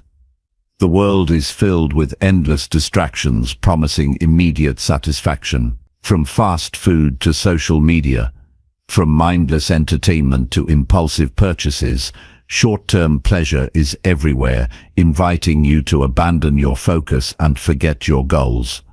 It's easy to give in because these moments feel good. They provide instant comfort, relief, or happiness. But every time you choose fleeting pleasure over deliberate growth, you chip away at your future potential. The cost is invisible in the moment, but undeniable over time. Choosing long-term growth means making decisions today that may feel difficult or uncomfortable, but will build a stronger, wiser, and more capable version of yourself tomorrow. This requires a mindset shift from seeking instant gratification to embracing delayed rewards. It means understanding that real progress demands patience and sacrifice. Pleasure fades quickly, but the results of committed effort last a lifetime. Rejecting short-term pleasure is not about denying joy. It's about prioritizing meaningful fulfillment over temporary escapes. Your brain is wired to seek pleasure and avoid pain. This biological programming served our ancestors well in survival, but it often works against modern ambitions. The challenge is not that pleasure exists, but that it is designed to hijack your attention and weaken your discipline. Recognizing this is the first step toward freedom. You must become aware of the ways short-term pleasure tempts you and consciously choose whether to engage or resist. This awareness creates a gap between impulse and action, where true choice lives. Growth requires discomfort because it pushes you beyond your current limits. When you resist the urge for instant satisfaction, you strengthen your willpower. Each time you say no to an easy escape, you build muscle in your self-control. This muscle grows stronger with repetition, making future challenges easier to face. Discipline is not about perfection, it's about consistency in choosing what serves your highest vision over what satisfies momentary desires. Many people confuse pleasure with happiness, but they are not the same. Pleasure is temporary and external. Happiness is deeper and internal. Real happiness comes from knowing you are progressing, learning and becoming the person you want to be. It comes from the satisfaction of hard work, paying off, and the confidence that you can handle life's challenges. Pursuing long-term growth cultivates this type of happiness because it aligns your actions with your purpose. Rejecting short-term pleasure often means setting clear boundaries with yourself. This can involve limiting social media use, avoiding junk food, sticking to a budget, or dedicating time to practice skills instead of watching TV. Boundaries protect your energy and focus. They create a framework within which growth becomes possible. Without boundaries, you drift into habits that prioritize comfort over challenge, and progress stalls. It's important to replace short-term pleasures with meaningful alternatives. When the urge to procrastinate or indulge hits, have a plan to redirect your energy. This could be a quick walk, journaling your goals, practicing mindfulness, or tackling a small task related to your bigger objective. The goal is not to suppress desire, but to channel it towards something constructive. Over time, these new habits reshape your brain's reward system and make long-term growth more appealing than fleeting pleasure. You must also accept that discomfort is a sign of growth, not failure. When you face resistance, boredom, or frustration, these emotions are indicators that you are moving beyond your comfort zone. Growth is not meant to feel easy. The more you embrace discomfort, the more you break free from the chains of short-term thinking. This mindset separates those who settle from those who thrive. Delayed gratification builds confidence because it proves that you can trust yourself. When you consistently choose growth over pleasure, you strengthen your belief in your ability to make wise decisions. This self-trust becomes a foundation for all other success. It reduces anxiety, improves focus, and creates a sense of control over your life. Without it, you remain vulnerable to impulses and external pressure. Social environments often reinforce short-term thinking through peer pressure, cultural norms, or constant connectivity. Be intentional about who you spend time with and what influences you expose yourself to. Surround yourself with people who value growth and discipline. Create an environment that supports your long-term goals rather than undermines them. This includes digital detoxes, focused work sessions, and clear intentions for rest and leisure. Long-term growth also requires clear vision. When your purpose is strong and vivid, it becomes easier to say no to distractions. Keep your goals front and center in your mind. Remind yourself daily why you are making sacrifices. Connect with the future version of yourself who is reaping the rewards of today's choices. This connection fuels motivation and reinforces your commitment. Self-compassion is vital on this path. Rejecting short-term pleasure doesn't mean beating yourself up when you slip. Everyone falters. The difference is how you respond. When you fall into old patterns, acknowledge it without judgment and recommit immediately. Growth is a process of continuous correction, not perfection. Be patient with yourself and celebrate progress, no matter how small. The cumulative effect of rejecting short-term pleasure is profound. Small daily choices build momentum that eventually leads to breakthroughs. Habits compound, focus sharpens, strength increases. This process transforms not only your results, but your identity. You become someone who chooses wisely, acts deliberately, and lives with intentions. That person is unstoppable. In the end, rejecting short-term pleasure is a declaration of your priorities. It says that you value growth, integrity, and resilience more than fleeting comfort. It means you respect yourself enough to endure temporary discomfort for lasting success. This choice is the foundation of a powerful life. It turns dreams into realities and weakness into strength. Every moment you choose growth over pleasure, you kill the weak version of yourself and build the strongest version yet to come. Chapter 13. Learn every day and feed your hungry mind. Your mind is like a hungry engine. It needs constant fuel to run at its best. Feeding your mind daily is not a luxury, it is a necessity for growth, resilience, and success. Without fresh knowledge, new ideas, and diverse perspectives, your thinking becomes stale, your creativity dulls, and your ability to solve problems weakens. Learning every day is a commitment to sharpening your mind, just as you would sharpen a tool. It keeps you relevant, adaptable, and ready to face life's challenges with confidence. Learning is not limited to formal education or long study sessions. It happens in moments, through books, conversations, observations, mistakes, and reflection. The key is to be intentional about seeking knowledge and experiences that stretch your thinking. Curiosity is the fuel for learning. When you approach each day with a mindset of curiosity, you open doors to unexpected growth.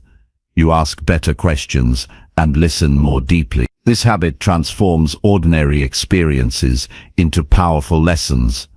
The process of learning requires humility. It means accepting that no matter how much you know, there is always more to discover.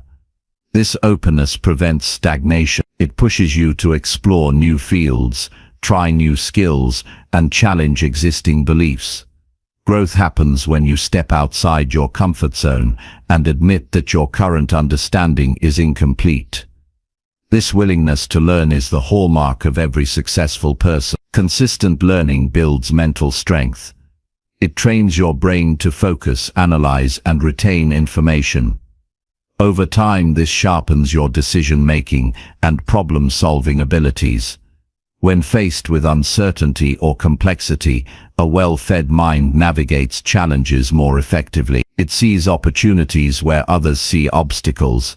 It responds with confidence instead of hesitation. Daily learning also enhances your creativity. Exposure to diverse ideas stimulates new connections and insight. Reading about different topics, listening to varied opinions, or engaging in thoughtful discussions broadens your perspective. This diversity enriches your thinking and equips you with innovative approaches. Creativity thrives in a mind that is constantly absorbing and processing new information. You don't need to consume mountains of content to learn effectively. Focus on quality over quantity. Choose materials that challenge you, inspire you, and align with your goals. This focused intake creates depth rather than surface-level knowledge. Reflect on what you learn and apply it to your life. Learning without action is wasted energy. Integration turns information into wisdom. Learning every day requires creating space and routines for it. Set aside dedicated time to read, listen, or practice new skills. Protect this time fiercely. Just as you would prioritize exercise or work, prioritize feeding your mind. Consistency turns learning into a habit. Habits create momentum. Momentum fuels progress. This chain reaction transforms your intellectual capacity and personal growth. Technology offers unprecedented access to knowledge, but it also brings distractions. Be selective about how and what you consume. Avoid mindless scrolling or superficial content that wastes time. Use digital tools deliberately. Subscribe to educational podcasts, follow thought leaders, or take online courses relevant to your growth. Guard your attention like a precious resource. Engage actively with what you learn. Take notes, ask questions, discuss ideas with others, or teach what you've absorbed. Active learning deepens understanding and retention. It moves knowledge from passive intake to dynamic use. Sharing knowledge also strengthens relationships and builds influence, further amplifying your growth. Failures and mistakes are among the richest sources of learning. Instead of avoiding errors, analyze them. Understand what went wrong and why. Extract lessons and adjust your approach. This mindset turns setbacks into stepping stones. It removes fear of failure and replaces it with a hunger for improvement. Stay patient with the learning process. Growth is rarely immediate. Mastery takes time, practice and repeated effort. Celebrate small wins and progress along the way. The cumulative effect of daily learning creates exponential growth that compounds over months and years. Feeding your mind daily expands not just your intellect, but your character. It cultivates discipline, patience, and resilience. It builds confidence grounded in competence. This growth radiates into all areas of life: relationships, career, health, and personal fulfillment. In the end, choosing to learn every day is a commitment to yourself. It is a promise that you will never settle for ignorance or complacency.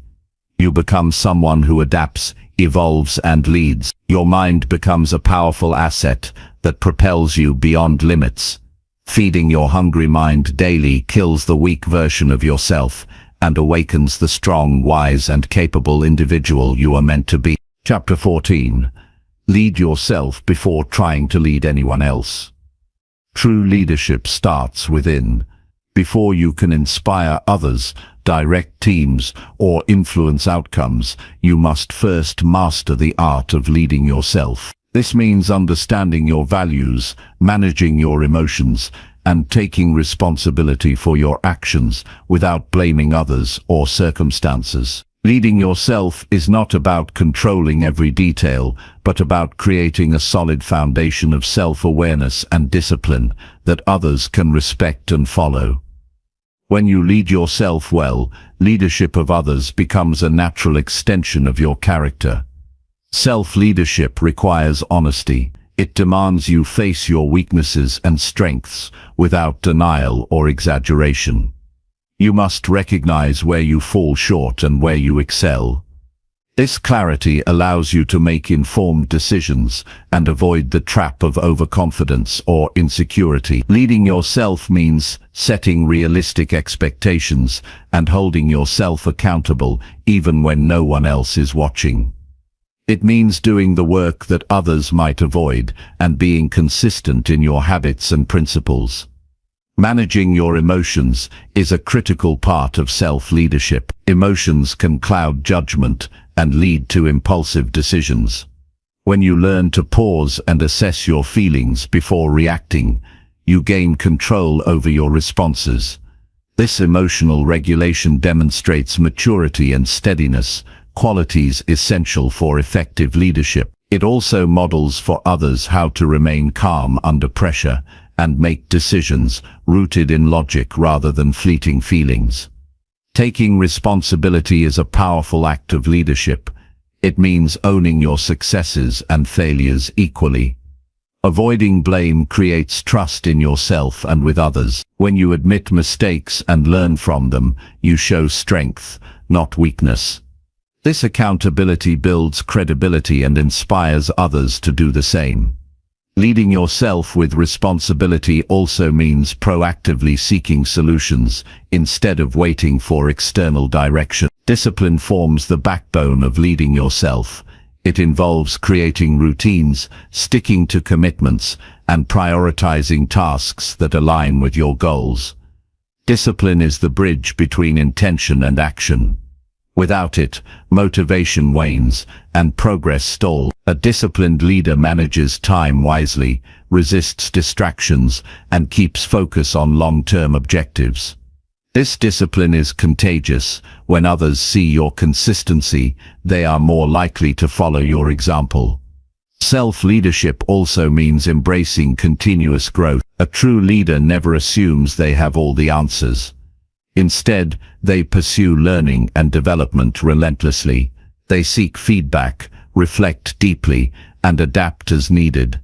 This openness to growth creates humility and resilience, allowing leaders to evolve with changing circumstances. By leading yourself in this way, you prepare to guide others through uncertainty with confidence. Understanding your purpose is essential for leading yourself. Purpose gives direction and meaning to your actions. It serves as an internal compass when external conditions are unclear or challenging. Leaders with a strong sense of purpose inspire trust and commitment from others. This clarity enables decisive action and unwavering focus, even when faced with setbacks or distractions. Leading yourself requires setting boundaries. Means protecting your time, energy and values from erosion by external pressures or internal doubts. Boundaries create space for growth and maintain balance in your life. When you enforce limits on what you accept and tolerate, you teach others to respect you and the mission you pursue. Boundaries also prevent burnout and keep your leadership sustainable. Building self-trust is another vital aspect of leading yourself. Trust grows from consistent action aligned with your values. When you follow through on promises to yourself, you reinforce your confidence and integrity. This trust becomes a foundation for decisive leadership. Without it, hesitation and self-doubt undermine your ability to lead effectively. Self-trust enables bold choices and steady progress.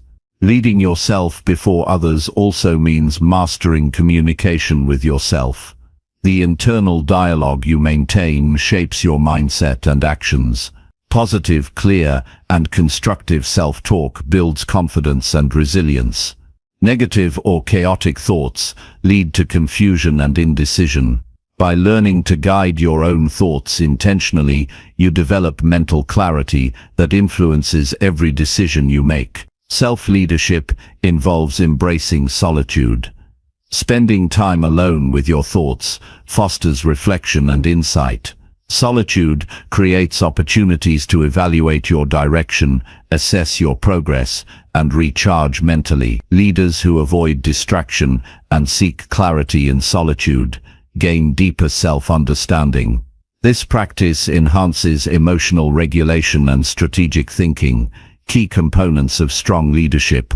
Leading yourself also requires humility. It means recognizing that leadership is a privilege, not a right. Humility keeps you grounded and open to learning from others, regardless of status or position. It allows you to admit when you are wrong and to celebrate the success of those you lead. Humble self-leadership invites collaboration and builds a culture of respect. The ability to make difficult decisions is another hallmark of self-leadership. Leaders face choices that involve risk, uncertainty, and sacrifice. Leading yourself means developing the courage to decide even when outcomes are unclear. It means weighing options carefully, trusting your judgment, and accepting the consequences. Decisiveness builds momentum and prevents stagnation. Leading yourself involves setting clear goals and priorities. Without defined objectives, your efforts scatter and leadership falters. Goals act as milestones guiding your actions. Priorities ensure that your energy goes to the most impactful activity. Self-leadership means regularly reviewing and adjusting these goals to remain aligned with your evolving vision. Accountability partners can support self-leadership, but cannot replace it. Ultimately, you must own your journey and the choices that shape it. Relying solely on external validation weakens leadership and fosters dependence. True leaders cultivate internal motivation and discipline that persist beyond external influences. Leading yourself demands resilience. Setbacks and failures are inevitable, but how you respond defines your leadership. Resilient self-leaders view obstacles as opportunities to learn and grow. They maintain optimism without losing realism. This mental toughness encourages perseverance and inspires others to keep moving forward, despite challenges. Finally, leading yourself is the foundation of authentic leadership. People follow those who lead with integrity, clarity, and strength, rooted in self-mastery. When you command your own life, you gain the credibility and influence to lead others effectively. This journey begins with a single commitment to take full ownership of who you are and the direction you choose. Only then can you truly lead. Chapter 15. Create structure and build a powerful daily system. Building a structured daily system transforms chaos into clarity and confusion into consistent progress. Without a framework, days slip away unnoticed, energy dissipates, and important goals get lost in distractions. Creating structure is about designing your environment and habits so that every moment serves a purpose. A powerful daily system takes the guesswork out of what to do next, aligns your actions with your priorities, and makes momentum inevitable. Start by recognizing that structure is freedom, not restriction. When you create clear routines, you eliminate decision fatigue and reduce stress. Your mind no longer wastes energy deciding what to do.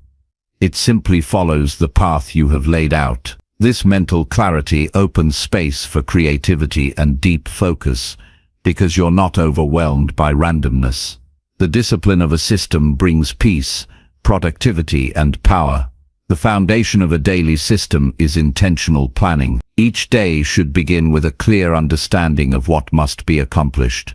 This doesn't mean overwhelming yourself with an impossible to-do list, but prioritizing a few critical tasks that drive your goals forward. When you decide in advance what deserves your attention, you avoid being hijacked by urgent but unimportant distractions.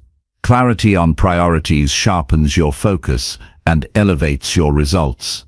Creating structure also means defining routines that anchor your day. Rituals like waking at a consistent time, exercise, focused work blocks, breaks, and reflection provide rhythm and balance. These routines become automatic over time, freeing your mind to focus on execution instead of choice. Consistency in small daily habits compounds into massive progress. The power of routines lies in their ability to turn effort into effortless flow. Time management is a key component of a daily system. Allocate specific time slots for your tasks and guard them fiercely. Scheduling is not about rigidity, but about respect for your own time and goals. Treat your appointments with yourself as non-negotiable. Avoid multitasking. Focus on one task at a time to maximize efficiency and quality. Protect your energy by including periods for rest and recovery, ensuring you sustain high performance throughout the day. A powerful system also requires monitoring and adjustment. At the end of each day or week, review what worked and what didn't. Are you hitting your key tasks? Where are you losing time or focus? Use this feedback to refine your schedule and habits. Continuous improvement keeps your system aligned with your evolving goals and challenges. Flexibility within structure prevents stagnation and burnout.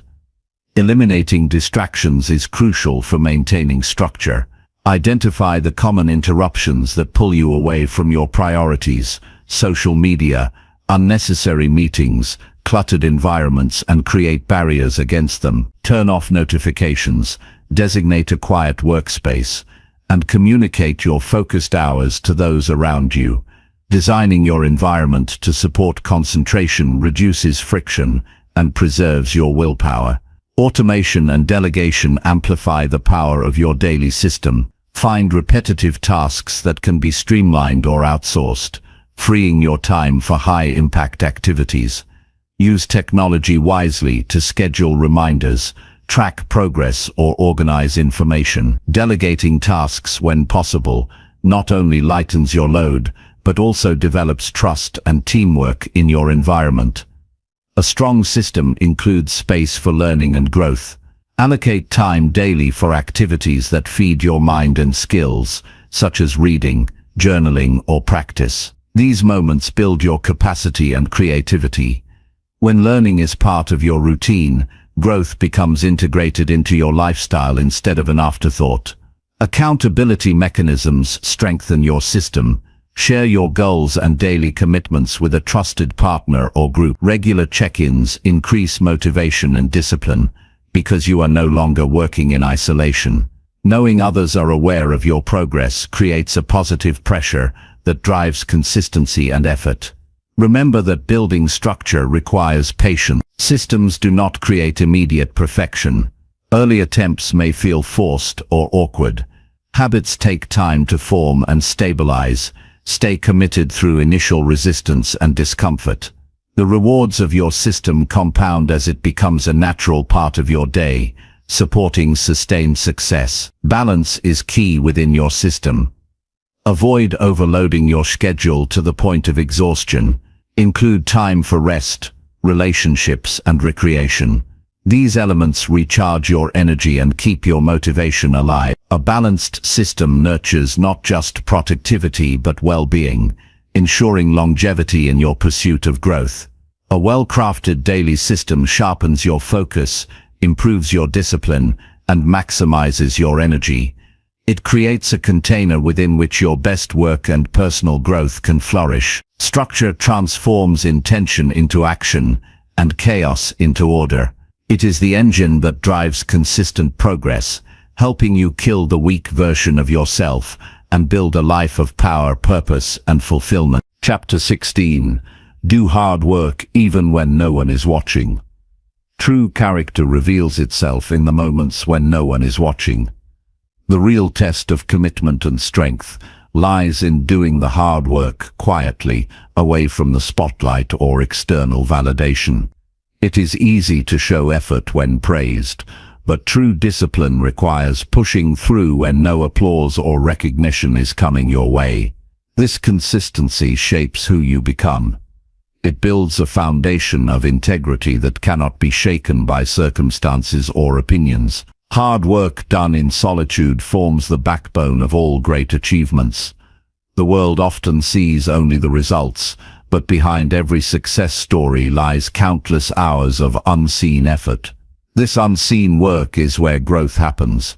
It is where skills are honed, resilience is forged, and habits are built. Embracing this reality means shifting your focus from external approval to internal standards. When your motivation comes from within, your actions become sustainable and authentic. Avoiding shortcuts and excuses even when no one watches is an act of self-respect. It shows that you value your goals and your potential more than momentary comfort. This mindset trains you to rise above laziness and distraction. It builds a mental toughness that carries you through obstacles. The work you do in private becomes a silent promise to yourself that you will not settle for less. Accountability is strongest when it starts with you. Relying solely on others to push or recognize you weakens your independence. Leading yourself means cultivating the habit of doing what needs to be done regardless of external pressures. This self-leadership creates a reliable internal drive that fuels long-term success. The discipline of working hard without witnesses develops confidence and self-trust. The hardest work often feels unrewarding in the moment. Repetitive tasks, practice, or preparation may seem boring or frustrating. But this is the price of mastery. Understanding that effort without immediate reward is a necessary step helps maintain focus. Each small action builds toward a larger purpose. The patience to endure this process separates those who achieve lasting results from those who give up early. Consistency in unseen work compounds over time. Small efforts repeated daily create unstoppable momentum. This momentum builds skills, expands capabilities, and opens new opportunities. It is the difference between occasional bursts of effort and lifelong excellence. Committing to hard work away from the spotlight turns potential into reality and dreams into achievements. Self-discipline in private moments also builds mental resilience. When you choose to push through boredom, fatigue, or doubt without external motivation, you train your mind to withstand adversity. This mental strength translates into other areas of life. You become less reactive to setbacks and more proactive in pursuing goals. The habit of showing up when it's difficult strengthens your overall character. Working hard without watching eyes teaches humility. It reminds you that success is rarely flashy or instant. It is grounded in daily effort and quiet persistence. This humility fosters patience and a long-term perspective. It helps avoid entitlement or arrogance and keeps you focused on continuous improvement. Effort done in solitude cultivates focus. When distractions and external opinions fade, you can give your full attention to the task. This deep work produces higher quality outcomes and faster progress. Protecting this focus requires discipline to eliminate interruptions and create a supportive environment. The ability to concentrate on hard work without recognition is a rare and valuable skill. Doing hard work unseen builds integrity. It aligns your actions with your values and commitments. When you act with integrity, you build trust in yourself and with others.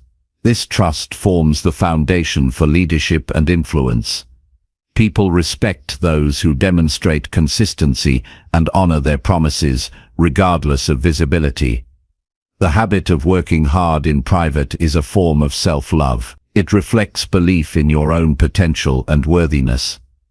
This belief motivates you to invest time and energy in growth.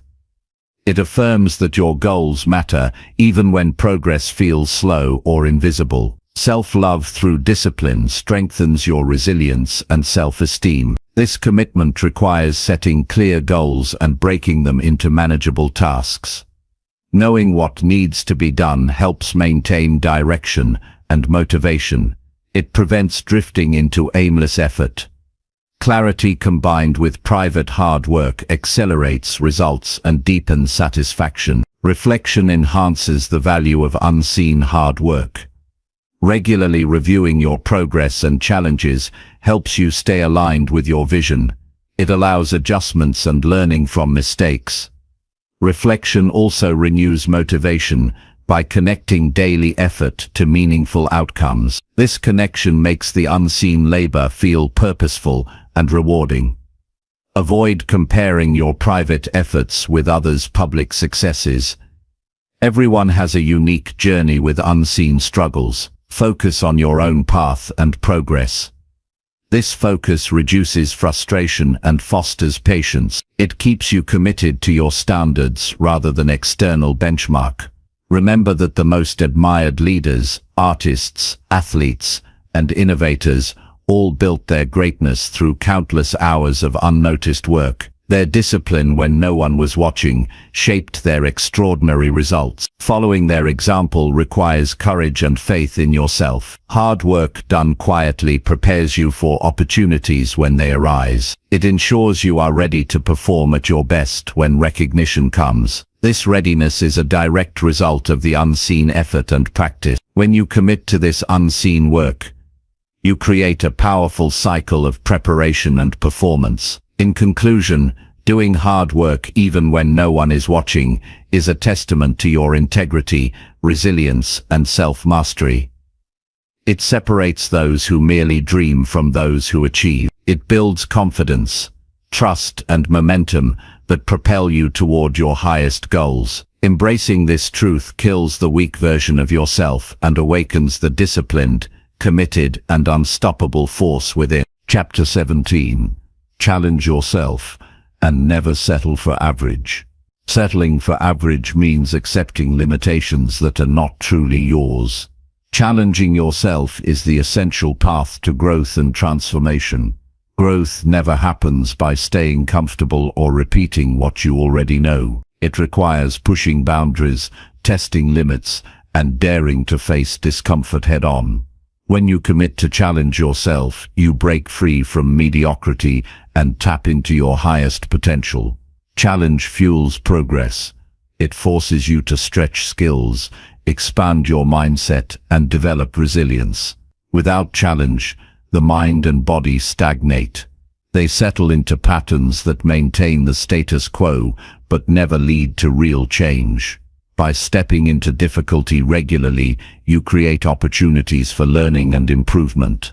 Challenge is not a barrier but a gateway to strength. Never settling for average means setting high standards for yourself in every area of life. Average is the enemy of excellence. It's the comfort zone disguised as a safe place. While average may feel familiar, it slowly erodes your ambition and dulls your spirit. Excellence requires refusing to accept less than your best effort and continuously raising your expectations. This refusal builds discipline and fuels relentless pursuit of growth. Challenging yourself demands courage.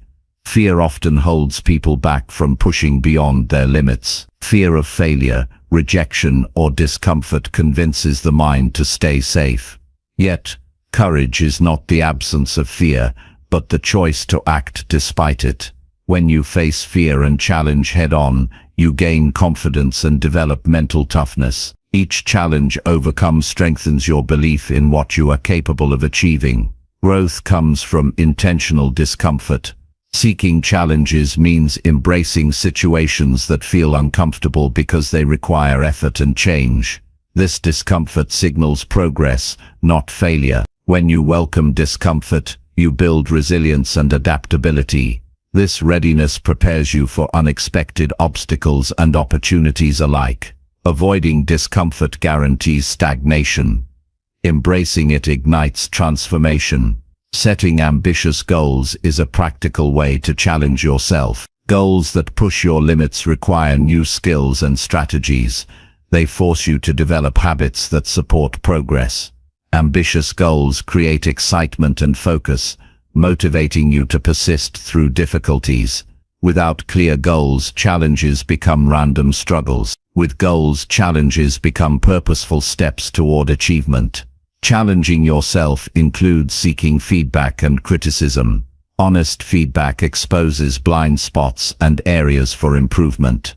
It can be uncomfortable but is essential for growth. Welcoming critique requires humility and openness. Leaders and achievers use feedback as a tool to sharpen their skills and refine their approach. This willingness to learn from others accelerates progress. Consistently challenging yourself also means embracing failure as a necessary part of the journey. Failure is not a reflection of your worth, but a signal that you are stretching beyond current limits. Each failure offers lessons and insights that build experience and wisdom. When you reframe failure as feedback, you remove its power to discourage and instead use it to propel forward. Challenge enhances creativity. When faced with obstacles, your mind must find new ways to solve problems. This process builds innovation and resourcefulness. The more you challenge yourself, the more flexible and imaginative your thinking becomes. Creativity flourishes in environments where limits are tested and new paths explored. Never settling for average requires persistence.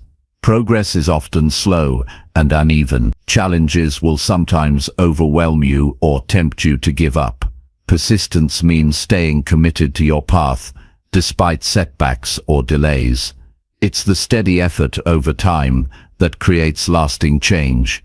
This perseverance distinguishes those who succeed from those who quit. A growth mindset is key to embracing challenge. Believing that abilities can be developed through effort opens you to learning and improvement. A fixed mindset, on the other hand, sees challenges as threats and abilities as static. Cultivating a growth mindset transforms obstacles into opportunities and failure into progress. This mental shift empowers you to approach challenges with curiosity and determination. Challenging yourself requires surrounding yourself with people who inspire and push you. Your environment influences your beliefs and actions. When you associate with high achievers and those who value growth, you are motivated to rise to their level. Positive peer pressure can challenge complacency and raise your standards. Avoid environments that promote comfort at the expense of growth. Reflection supports challenging yourself by helping you understand your progress and setbacks. Regularly reviewing your actions and results provides insight into what works and what needs change. This awareness enables smarter, more targeted challenges. Reflection also renews motivation by connecting your efforts to your larger purpose and vision. Balancing challenge with self-care is vital. Pushing yourself relentlessly without rest leads to burnout. Challenge should stretch you, not break you.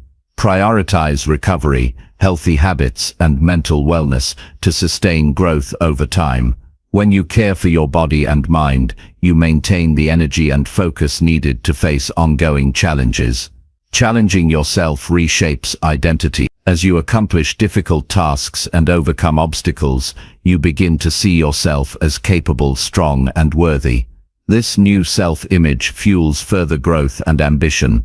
Identity built on challenge and achievement creates a virtuous cycle that propels you beyond average. Success demands breaking free from comfort and complacency. Challenge is the engine of transformation. By pushing beyond easy limits, you unlock your potential and build a life of meaning and accomplishment. Settling for average sacrifices your true capacity. Refuse to accept less than you are capable of becoming. Challenge yourself daily and never stop climbing toward your best self. Chapter 18. Take bold action and stop waiting for motivation. Waiting for motivation to arrive before taking action is a trap that keeps many stuck in place. Motivation is unpredictable and often fleeting. Relying on it as the spark to start or continue your journey sets you up for inconsistency and disappointment. Bold action does not wait for perfect feelings or ideal circumstances. It is a deliberate choice to move forward regardless of how motivated or inspired you feel. When you take bold action, you create momentum that fuels motivation rather than waiting for motivation to create momentum. Bold action requires embracing uncertainty and risk. It means stepping outside comfort zones and confronting fears directly. Often the fear of failure or judgment causes hesitation. Recognizing that no action is guaranteed to succeed frees you to try anyway. Boldness is not reckless, but calculated courage. It's the willingness to start imperfectly and improve along the way. This mindset shifts your energy from paralysis to progress. Taking bold action transforms abstract goals into tangible results. Ideas and plans remain dreams without action. Every small step forward builds confidence and capability. Action exposes what works and what needs adjustment. It reveals new opportunities and possibilities that are invisible from inaction. When you act boldly, you generate feedback that sharpens your approach and increases effectiveness. Waiting for motivation often leads to procrastination. Tasks pile up, opportunities pass, and regrets accumulate. This cycle breeds frustration and self-doubt. Breaking free means deciding that the moment to act is now.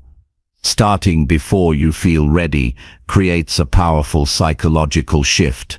Momentum builds with each completed step, reducing resistance and increasing enthusiasm. The first move is often the hardest but also the most transformative. Bold action requires clarity on your priorities and values. Knowing what matters most directs your energy effectively. When your actions align with your deeper purpose, they feel meaningful even if motivation fluctuates. This alignment sustains commitment during difficult times. It roots your boldness in conviction rather than fleeting emotion. Small, consistent actions can be bold when they push your limits. Boldness is not only grand gestures, but also persistent effort in everyday tasks. Choosing to focus deeply, persist through obstacles, or speak up despite discomfort are acts of courage. These daily choices accumulate into major breakthroughs over time. Boldness is a habit cultivated through repeated intentional actions. Accountability accelerates bold action. Sharing your goals and commitments with trusted individuals increases pressure to follow through. This external support reduces excuses and builds momentum. Accountability partners can provide encouragement and honest feedback. This network strengthens your resolve and helps maintain action when motivation wanes. Fear of failure often blocks boldness. Reframing failure as learning rather than defeat removes this barrier. Every setback offers insight and growth. Embracing failure as part of the process encourages experimentation, risk-taking. When you stop fearing failure, you open the door to innovation and breakthrough. Preparation supports bold action by reducing uncertainty. Planning steps, gathering resources, and anticipating challenges create confidence. This preparation does not guarantee success but reduces obstacles. When you prepare wisely, bold moves become calculated steps rather than blind leaps. This balance of courage and planning increases the likelihood of positive outcomes. Bold action builds self-trust. Each decision to act, despite doubts, reinforces your belief in your own capabilities. This trust grows your inner strength and resilience. Over time, you develop a reliable internal drive that sustains effort through ups and downs. Self-trust fuels a cycle of boldness and achievement. Embracing discomfort is necessary for bold action. Growth lies beyond ease and certainty. Choosing action over comfort strengthens your capacity to handle adversity. This acceptance of discomfort deepens mental toughness and adaptability. Bold people learn to welcome challenge rather than avoid it. Bold action inspires others. When you take decisive steps, you become a model of courage and possibility. Your example encourages those around you to overcome their own fears and hesitation. This ripple effect multiplies impact beyond your individual effort. Leading through action influences communities and creates positive change. Reflection enhances the power of bold action. Regularly assess your progress, challenges, and lessons learned. This practice increases self-awareness and sharpens decision-making. Reflection connects daily actions to long-term vision, reinforcing motivation and purpose. It allows you to celebrate wins and course-correct when necessary. Bold action requires letting go of perfectionism. Waiting for perfect conditions or flawless execution leads to stagnation. Accepting imperfection frees you to begin and improve continuously. Progress, not perfection, drives transformation. Each imperfect step brings you closer to mastery and success. Mindset shifts unlock boldness. Replacing doubts with empowering beliefs expands your possibilities. Affirming your ability to handle challenges builds confidence. Visualizing success strengthens resolve. Cultivating optimism fuels sustained effort. Your mindset sets the tone for your actions. Bold action demands commitment. It is a daily choice to push beyond excuses and hesitation. Commitment anchors you through setbacks and distractions. It transforms good intentions into consistent effort. This steady dedication shapes habits and character. Prioritizing bold action over waiting changes your relationship with time. You recognize the urgency of the present moment. Procrastination gives way to intentional use of time. You create opportunities instead of passively hoping for them. This shift leads to greater productivity and fulfillment. Bold action balances courage with wisdom. It involves taking risks but also evaluating consequences. Wise boldness integrates confidence with discernment. It avoids reckless impulsivity and embraces thoughtful decisiveness. This balance enhances effectiveness and sustainability. Taking bold action rewires your brain for success. Repeated courageous choices build neural pathways that make boldness easier over time. This neuroplasticity strengthens habits of initiative and persistence. The more you act boldly, the more natural it becomes. In the end, waiting for motivation keeps you stuck in a cycle of inaction and regret. Bold action breaks this cycle by choosing to move forward despite uncertainty and fear. This choice transforms you from a passive dreamer into an active creator of your life. Taking bold action is the key to killing the weak version of yourself and stepping into your full power. Chapter 19. Reflect deeply and upgrade your standards regularly. Deep reflection is the key to personal evolution. Without pausing to honestly evaluate your actions, mindset and progress, growth becomes random and shallow. Reflection brings clarity and understanding, allowing you to see where you are, how far you've come, and what still needs improvement. It transforms experience into wisdom by encouraging you to analyze outcomes and learn from them. Regular reflection builds self-awareness, the foundation for meaningful change. Upgrading your standards means raising the expectations you hold for yourself in every area of life. Standards shape your decisions, behaviors, and ultimately your identity. When standards are low, complacency sets in, and mediocrity thrives. By consciously raising your standards, you challenge yourself to grow beyond old limits and embrace new possibilities. Higher standards fuel ambition, discipline, and resilience. Reflection and upgrading standards work hand in hand.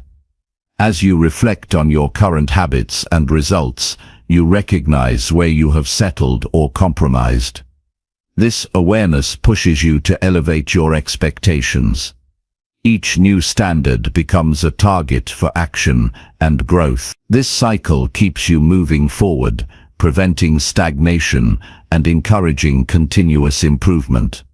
Taking time for deep reflection requires creating quiet, uninterrupted space. This may mean journaling, meditating, or simply sitting in stillness. The goal is to slow down your mind and observe your thoughts, feelings, and behaviors without judgment. Such clarity helps you uncover patterns, strengths, and weaknesses that are often invisible in the rush of daily life.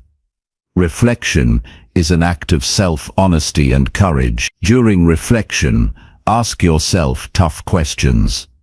Are my actions aligned with my values and goals? Where have I been holding myself back? What habits or beliefs no longer serve me? What successes am I proud of, and what can I learn from failures? Honest answers to these questions guide you toward meaningful adjustments. Reflection is not about self-criticism, but about constructive evaluation. Upgrading your standards often requires discomfort. It means refusing to settle for past achievements or easy routine. This discomfort signals growth and challenges you to stretch beyond comfort zones. When you raise standards, you might face resistance from your own doubts or external influences.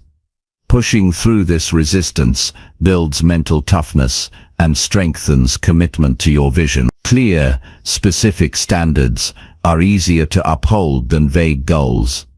Define what excellence looks like in your actions, mindset, and relationships.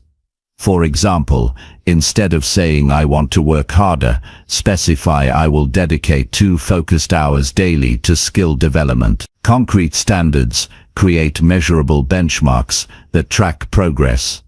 This clarity empowers you to take consistent, purposeful action. Reflection reveals the importance of flexibility when upgrading standards. Life circumstances and priority evolve, and your standards should adapt accordingly. Flexibility does not mean lowering standards, but adjusting them to fit new context wisely. This dynamic approach prevents burnout and keeps growth sustainable. Reflection allows you to assess whether your standards remain realistic and motivating. Upgrading standards also applies to your environment. Surround yourself with people who embody the values and excellence you aspire to.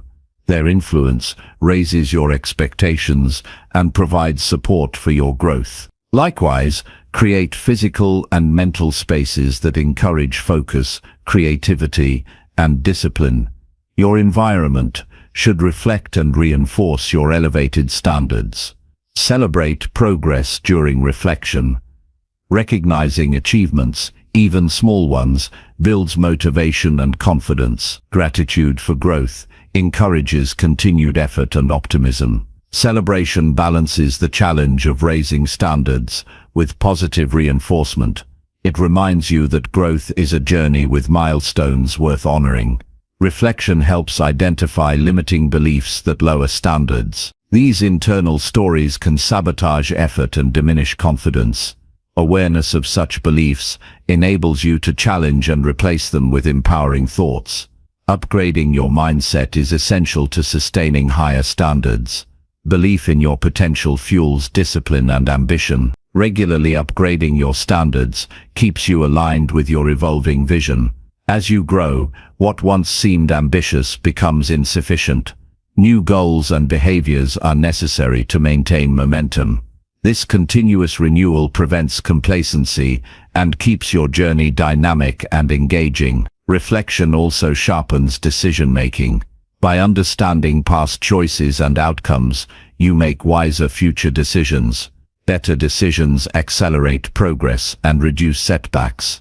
This clarity creates a positive feedback loop that strengthens growth. Commit to a schedule for reflection and upgrading standards. Consistency builds the habit and embeds these practices into your lifestyle. Whether weekly, monthly, or quarterly, regular reflection sessions anchor your growth rhythm. This discipline ensures that your evolution remains intentional and focused. Upgrading your standards impacts all areas of life: health, relationships, work, and personal development. Holistic growth creates balance and fulfillment. Setting high standards in one area while neglecting others leads to imbalance. Reflection helps maintain harmony across life domains. Reflection fosters humility by revealing both strengths and areas for improvement. Humility opens you to learning and collaboration. It prevents arrogance and complacency that hinder growth. Embracing humility enhances resilience and adaptability. Elevated standards cultivate self-respect and integrity. When you consistently meet your own high expectations, you build trust in yourself. This self-trust empowers you to face challenges and setbacks with confidence. Integrity becomes a guiding principle that supports all your actions. Reflection deepens your connection to purpose. Understanding the meaning behind your efforts fuels perseverance. Purpose-driven standards motivate sustained effort beyond fleeting desires. This connection transforms discipline into passion. Remember that growth is a lifelong journey. Reflection and upgrading standards are ongoing processes that evolve with you. There is no final destination but continuous ascent. This mindset keeps you engaged and excited about your potential.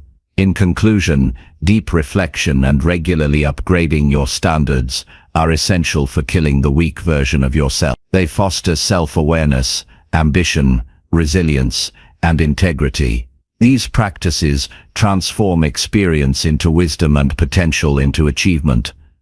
By committing to reflection and higher standards, you build a life of power, purpose, and continuous improvement. Chapter 20: End the Weak Self and Live with Real Purpose.